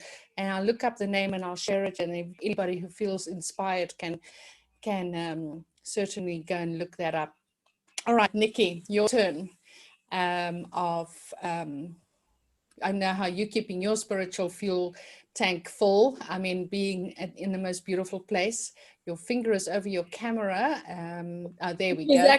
And she's in the jungle using. Yeah, say again. It's what? It's actually a fly. You go saw fly close up.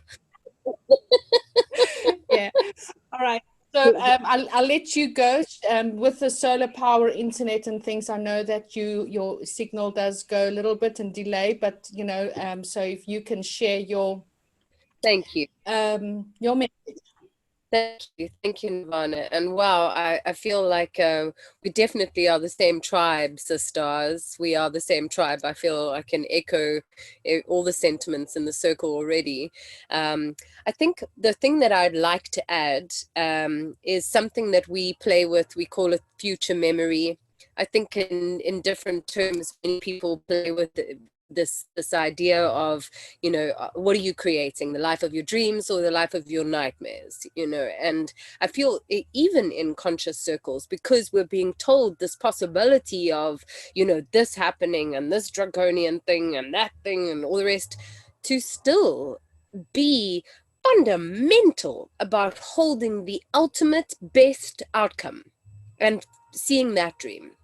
So for me, I have this heavenly earth dream that I allow myself to meditate with, and maybe Jenny, the area that you're in is a lot like that already, but I literally see the entire planet like Middle Earth, and the diversity of nature restored, and even the giant trees restored, and I can hear the children laughing, and I literally envision that golden age that Nadine was referring to. I see it done, and in the face often of some of the fear-mongering, naysaying nonsense, I'm present with it, hearing it with one ear, and internally holding that vision so firmly, like literally rooting it in and saying, with this bridge, with this brother and what he's feeling, I'm rooting in this possibility at the same time, at exactly the same time.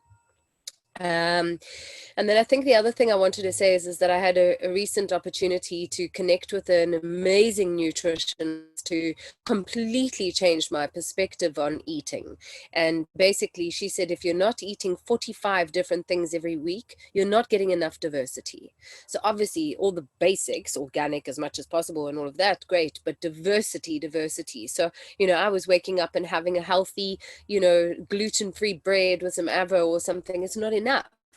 The diversity is where it starts getting power, and that's I literally watched my body transform from borderline sort of perimenopausal back into fertile again. And I was like, oh, how's it? And it makes so much sense for me that the body knows. And obviously if it's in a survival mode, which is what it goes into when it's not getting sufficient nutrients, then you know, it's going to respond to that. So, and then movement, we all echoed it. I'm so grateful that I'm part of a global movement called Secret Sunrise. And I've just actually made the message, so it's on your inbox, secretsunrise.com. We do a global movement experience every month.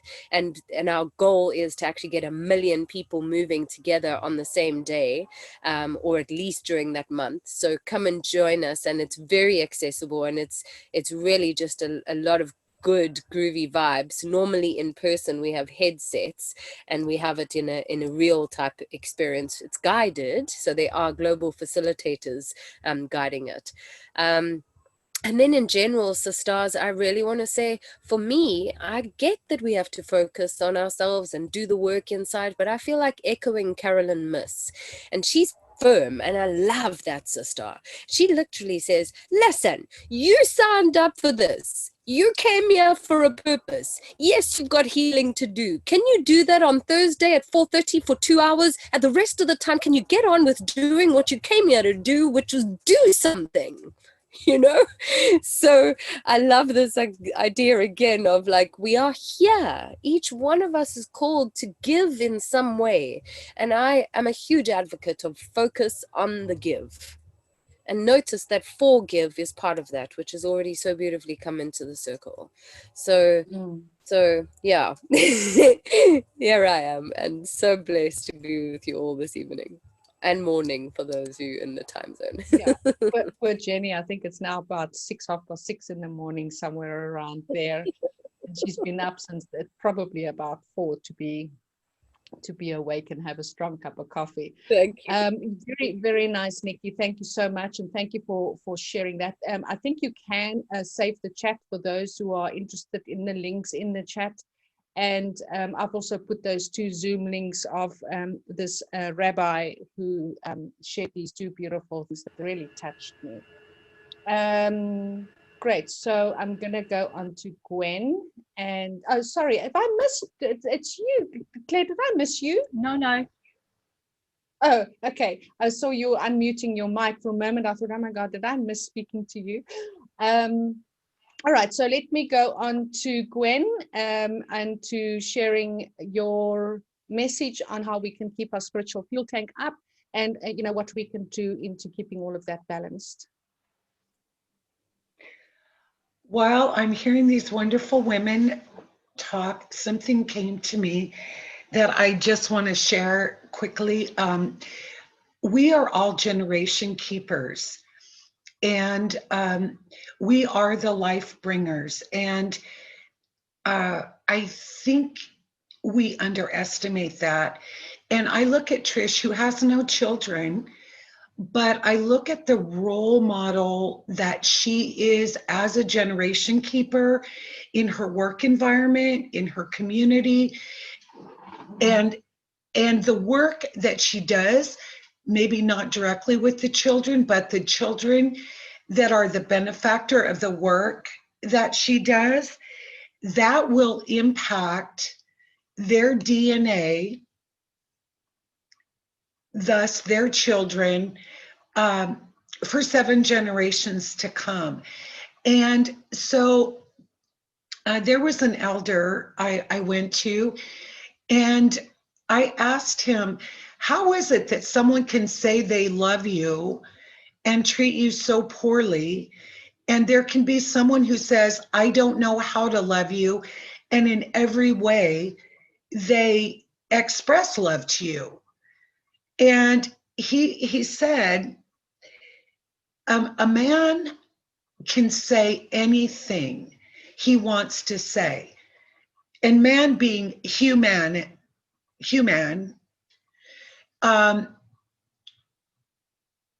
but a man is what a man does.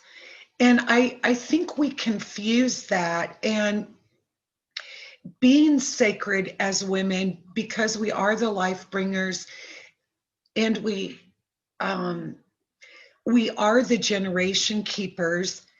I don't really feel at this juncture that it's our job to wake people up.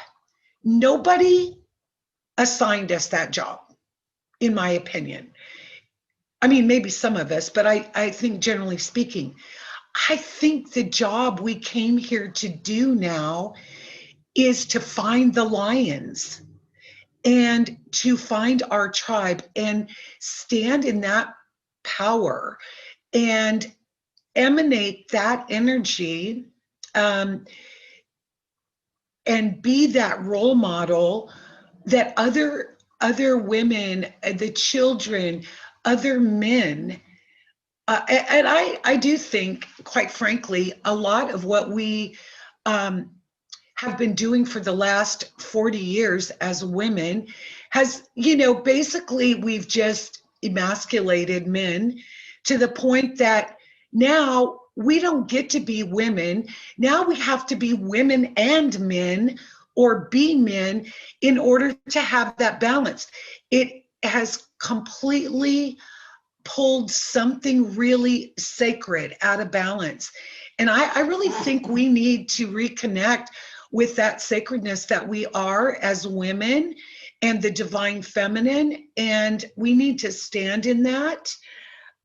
So yeah, that's just my little rant that came to me while I was listening to the other women speak. I think spiritually, for me, I stay in prayer, I stay present, and I stay in a place of gratitude. And anyone who underestimates the power of gratitude is really decapitating their ability to experience the most immense joy ever. Gratitude, it is so powerful. I just can't even begin to tell you. I pray over the water every single day. I pray over the water. I drink water. I eat as much organic as humanly possible in the environment that I live in. And I think what you feed your body, I don't remember who mentioned the frequency, but the frequency of the food, I think, is something, again, like gratitude, that is completely underestimated. And we are in a time now, in this age of Aquarius, where we really are shifting with the planetary energies. And I think we really do need to do everything we can to maintain that frequency, those higher frequencies, because if we don't, we're going to find ourselves not able to sleep, energy drawn from us, becoming ill in different ways, and all of that. And the masks, I want to say one last thing about the masks, and I hope I never have to talk about them again. The face diapers in medieval times and before were used as a form of punishment. Wrap your head around that for just about a split second. It was a way to punish people. it took their identity from them. And not only that, this social distancing in our everyday lives, we're not crammed up against people like this all day long, every day, but we are moving. It's like being like water. We move through this beautiful stream of life, interconnecting with those energies of those people that we come in contact with. We grow from that. Other people around us grow from that. Mm. And we are voluntarily saying, okay, I consent to not being part of this beautiful structure of life that I was brought into by our Creator. We are holy children of God. We are sacred as women. And we just really have got to remember that and stand in that power. Quit trying to wake people up. It's not our job. Mm. Our job is to stand in our rightful sacredness, in our truth, and let that speak for itself. That's absolutely. I think that's the best that I can say for where I'm at. Beautiful. Except that I found through the process, I'm pretty isolated anyway, mostly by choice, but I have found that I built deeper relationships with my neighbors. I find that committing random acts of kindness is just a fun thing to do. It raises your energy. There's no expectation in that, but the joy is, it vibrates at a high frequency. And I also, I think that we, that creative side, for years and years, I've taken beautiful photographs and I've done nothing with them. Once in a while, I'll have one printed on a canvas or matted and framed and give it for a gift, but I've never done anything that I have any possibility of personally gaining financially from. And finally, through all of this, I thought I need to have some residual stream of income.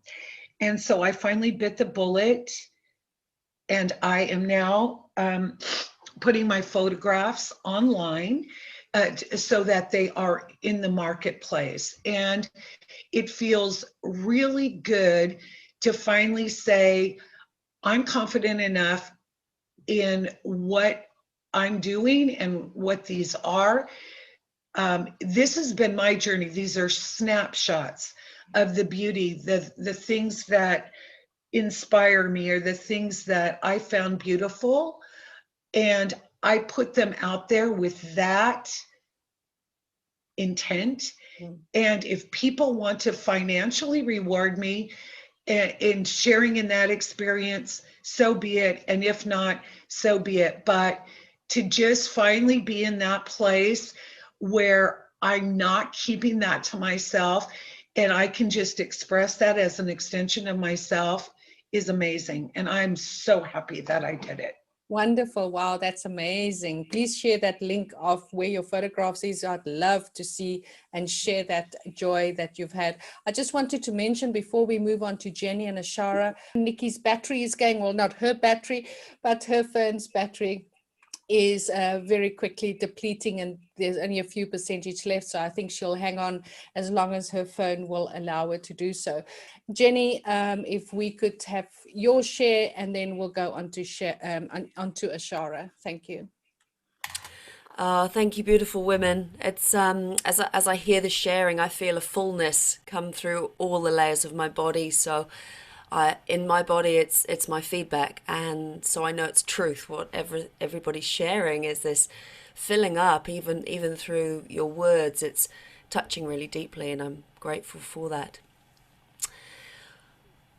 In addition to what everybody's shared, because I don't want to repeat the beauty and the wisdom that's already shared, I wanted to kind of look at this a little differently. And one of the things I've noticed in terms of what's showing up for people, which has been a bit of like a key and unlocking, is we've been living in a world where we present outwardly the most competent part of who we be. And we have business cards, and we have websites, and we have validation for that most competent part. And we move along kind of pushing and forcing from that out the front place inside of us. And everything's changed. Everything's flipped on its ass with that, basically. So what's happened now, and I'm really seeing in people, and this is where knowing where to be with the mental, physical, emotional, subtle energy bodies, we're all being shown the slowest moving part of who we are.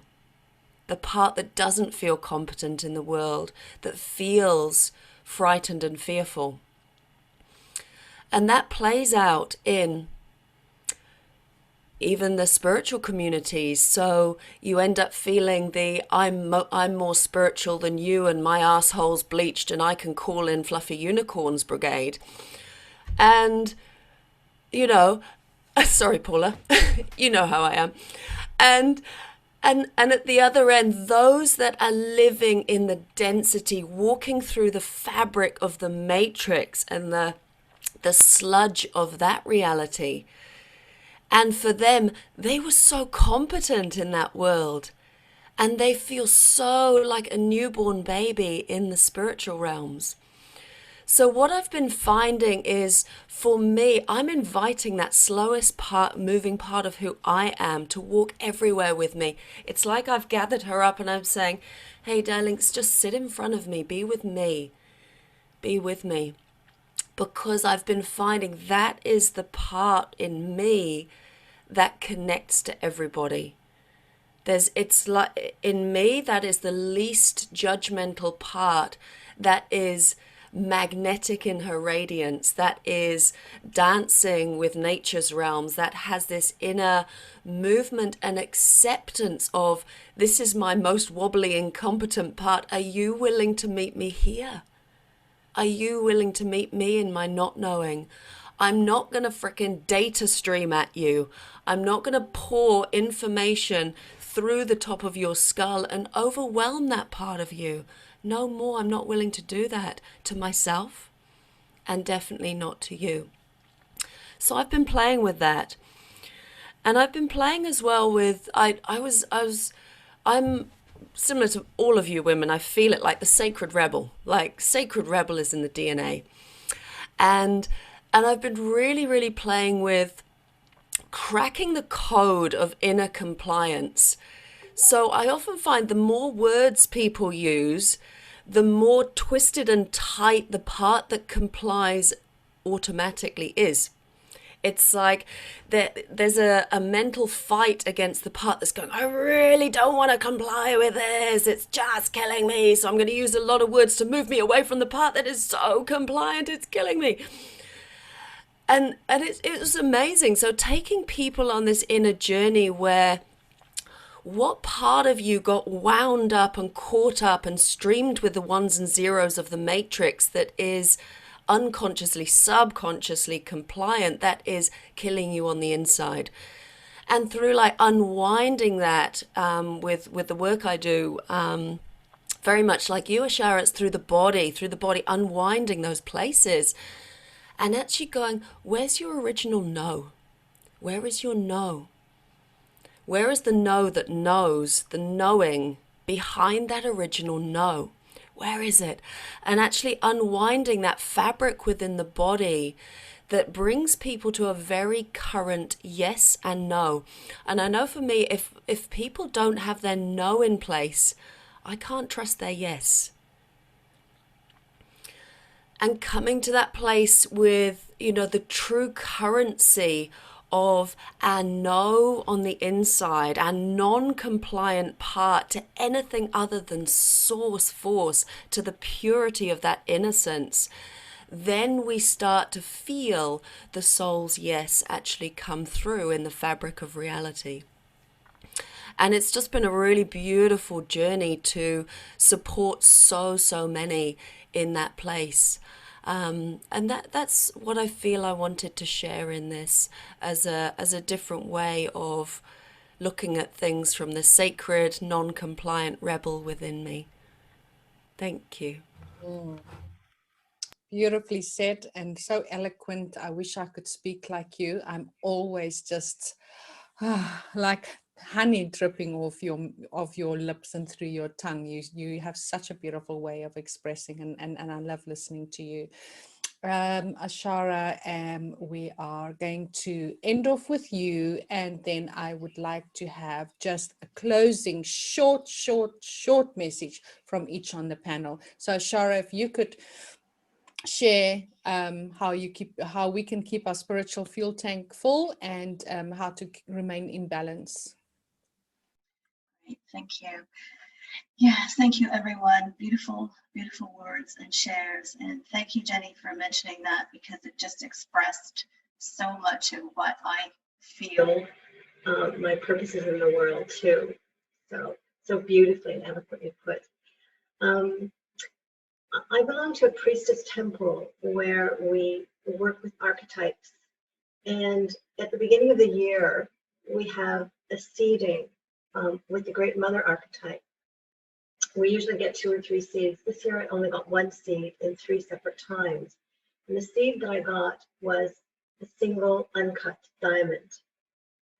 And to contemplate on this single uncut diamond, it is for me a huge mystery. And what I think my biggest strategy in all of this is being in the mystery, entering the mystery and being in the mystery, surrendering to it, not knowing how I am going to be faceted.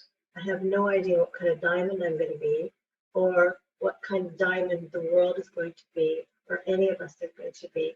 All I know is it's going to be a diamond, and we're all going to be diamonds. And those diamonds are going to be exquisite and beautiful.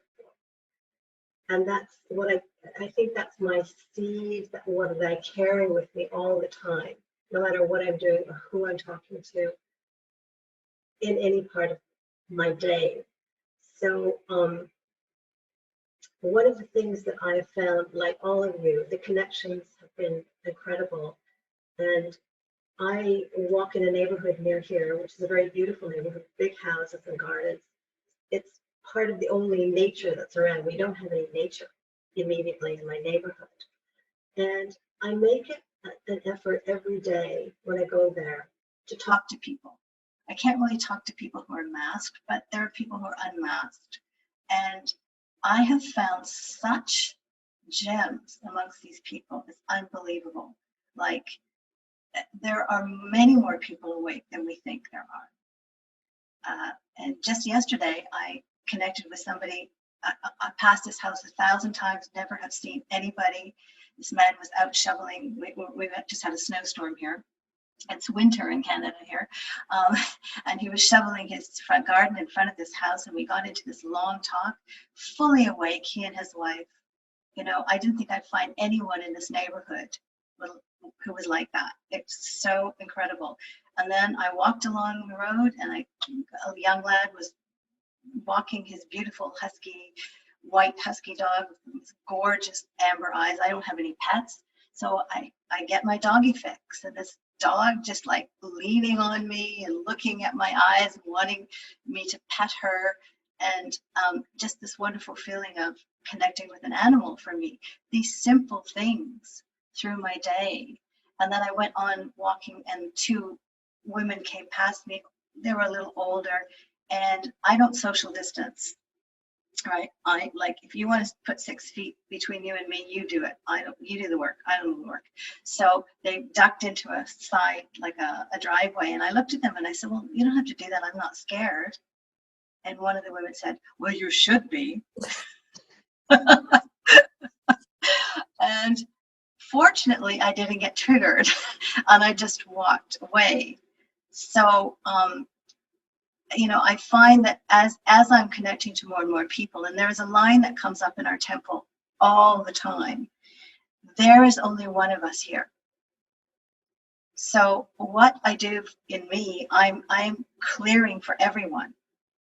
So every time we work on ourselves, we're clearing for the collective. It doesn't matter what we're doing, we're clearing for all of us. That's why we all count. So, and the only other thing that I wanted to mention is, you know, I'm a Piscean dreamer. Like, I've been like profoundly in love with daydreaming all my life. So I don't have any trouble going into the quantum field and coming back and going back and forth. And I have that practice every single day. But one of the things that I have been doing, which I think is really beneficial, is when I do shadow work, I try not to leave it in the emotional body and the mental body for too long, because then it gets very arduous. And as soon as I can, I bring it into the physical body and clear it, integrate it in the physical, right in the physical body. And everyone can do that. And I'm just, you know, I'm just somebody who I really love my body. So I love being in there. So I like to muck around in there. So yeah, I think that's it. And just to speak to what Gwen was talking about, the divine feminine and how we've messed all of those energies up, a lot of work that I do is around that. So, and it is what I have found is that if we women get ourselves straight, then the men will stop being confused and they'll be fine, right? And so it's kind of up to us to do that. And it's work, but it's worth it. Absolutely. Absolutely. All right. I'm really trying to still squeeze out the last little bit of life out of Nikki's phone. So I'm going to ask everybody to literally give 3 words to end of this round table, and then I can stop the recording, and those who that want to hang around and still chat. This is our normal Canadian kind of connection chat where we always gather. So Paula, 3 words to end off with, a message that you would like to share. Thank you.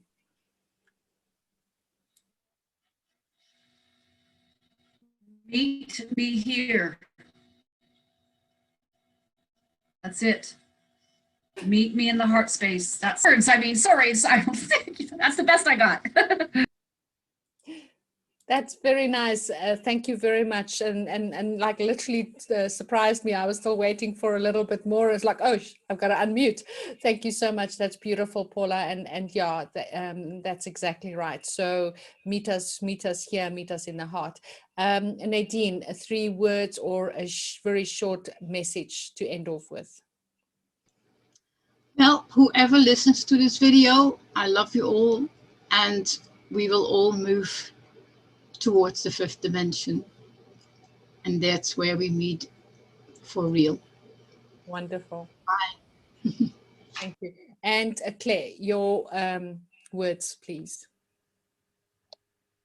I just think find your joy.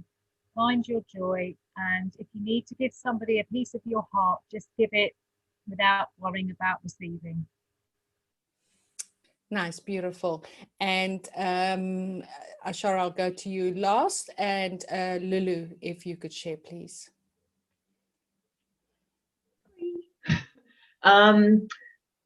Sorry, be the change that you wish to see in the world. I know it's an oldie.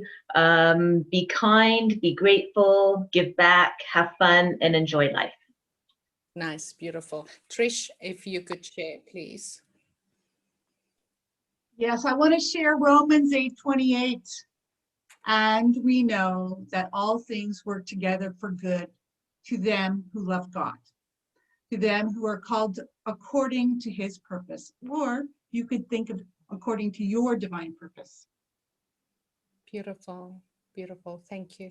Nikki, your last words. I'm so glad your battery is holding out. Me too. Do all the good you can in all the ways that you can for as long as ever you can. I know it's an indigenous prayer, but it's always on my heart. Beautiful. And thank you all. Thank you all for choosing to shine bright. Thank you for your light as well. Gwen, your message, please. Be present, be in gratitude, pray over the water. Always, always. Thank you so much, Gwen. And Jenny, your last words, please. Sure. Breathe in, breathe out. I love you. Beautiful. And Ashara, your last words, please. Love yourself and dance like no one's watching. My favorite. Absolutely. Thank you so much. And my last words is do not consent, do not give in, ask questions, question everything, and be free.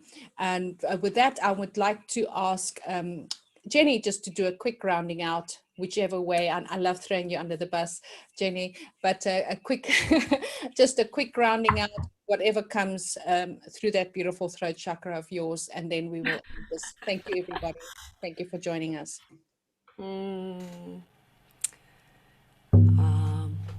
So I feel that we invite all the threads that are woven through our voices, through our wombs, through our bodies, to come into more presence in this space. All the threads, and all the threads that activated the inner knowings, the thoughts, the feelings, the touch-in points of everyone who listens to this. And we feel all those threads woven through the fabric of the world.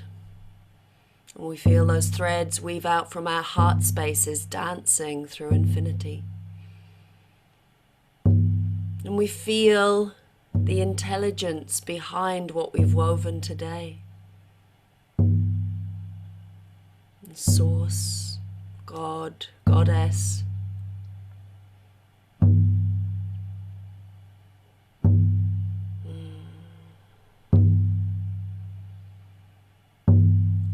And we feel that beauty, and we feel that presence within us. We feel the magnetic radiance from each of us. We feel that love. And we honor that we recognize another me when we look in the screen. So many me's, another me and another me and another me. I love me. So many me's. And give so much gratitude for all that supported us in the spiritual realms today. Those that sat around the campfire, the hearth of our heart. Those in the spirit realms, the Wairoa, that came out of the fabric of the land to sit around and receive and take those whispers far and wide into those who need soothing, holding and honoring.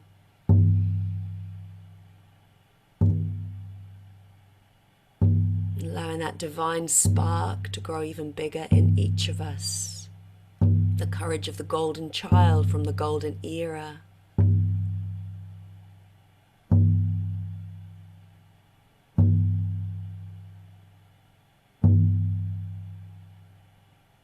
And we thank all for this space, this sharing, this depth, this capacity. Nahile, Nahile, Nahile.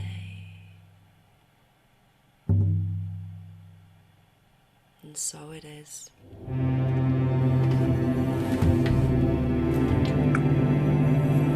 Thank you, everybody, and thank you. Please follow us on Authentically Me on my YouTube, AuthenticallyMe-Nirvana, and AuthenticallyMe-Nirvana on Facebook. And all of the links of all of these beautiful sisters will be shared in that YouTube once I've uploaded it and created my artistry and my window dressing, like Jenny always says. And yeah, thank you, everybody. I'm going to stop the recording, and we can certainly, those who want to hang around and chat, those who needs to go. Nikki, I know you need to go. So I'm just going to stop the recording. Thank you.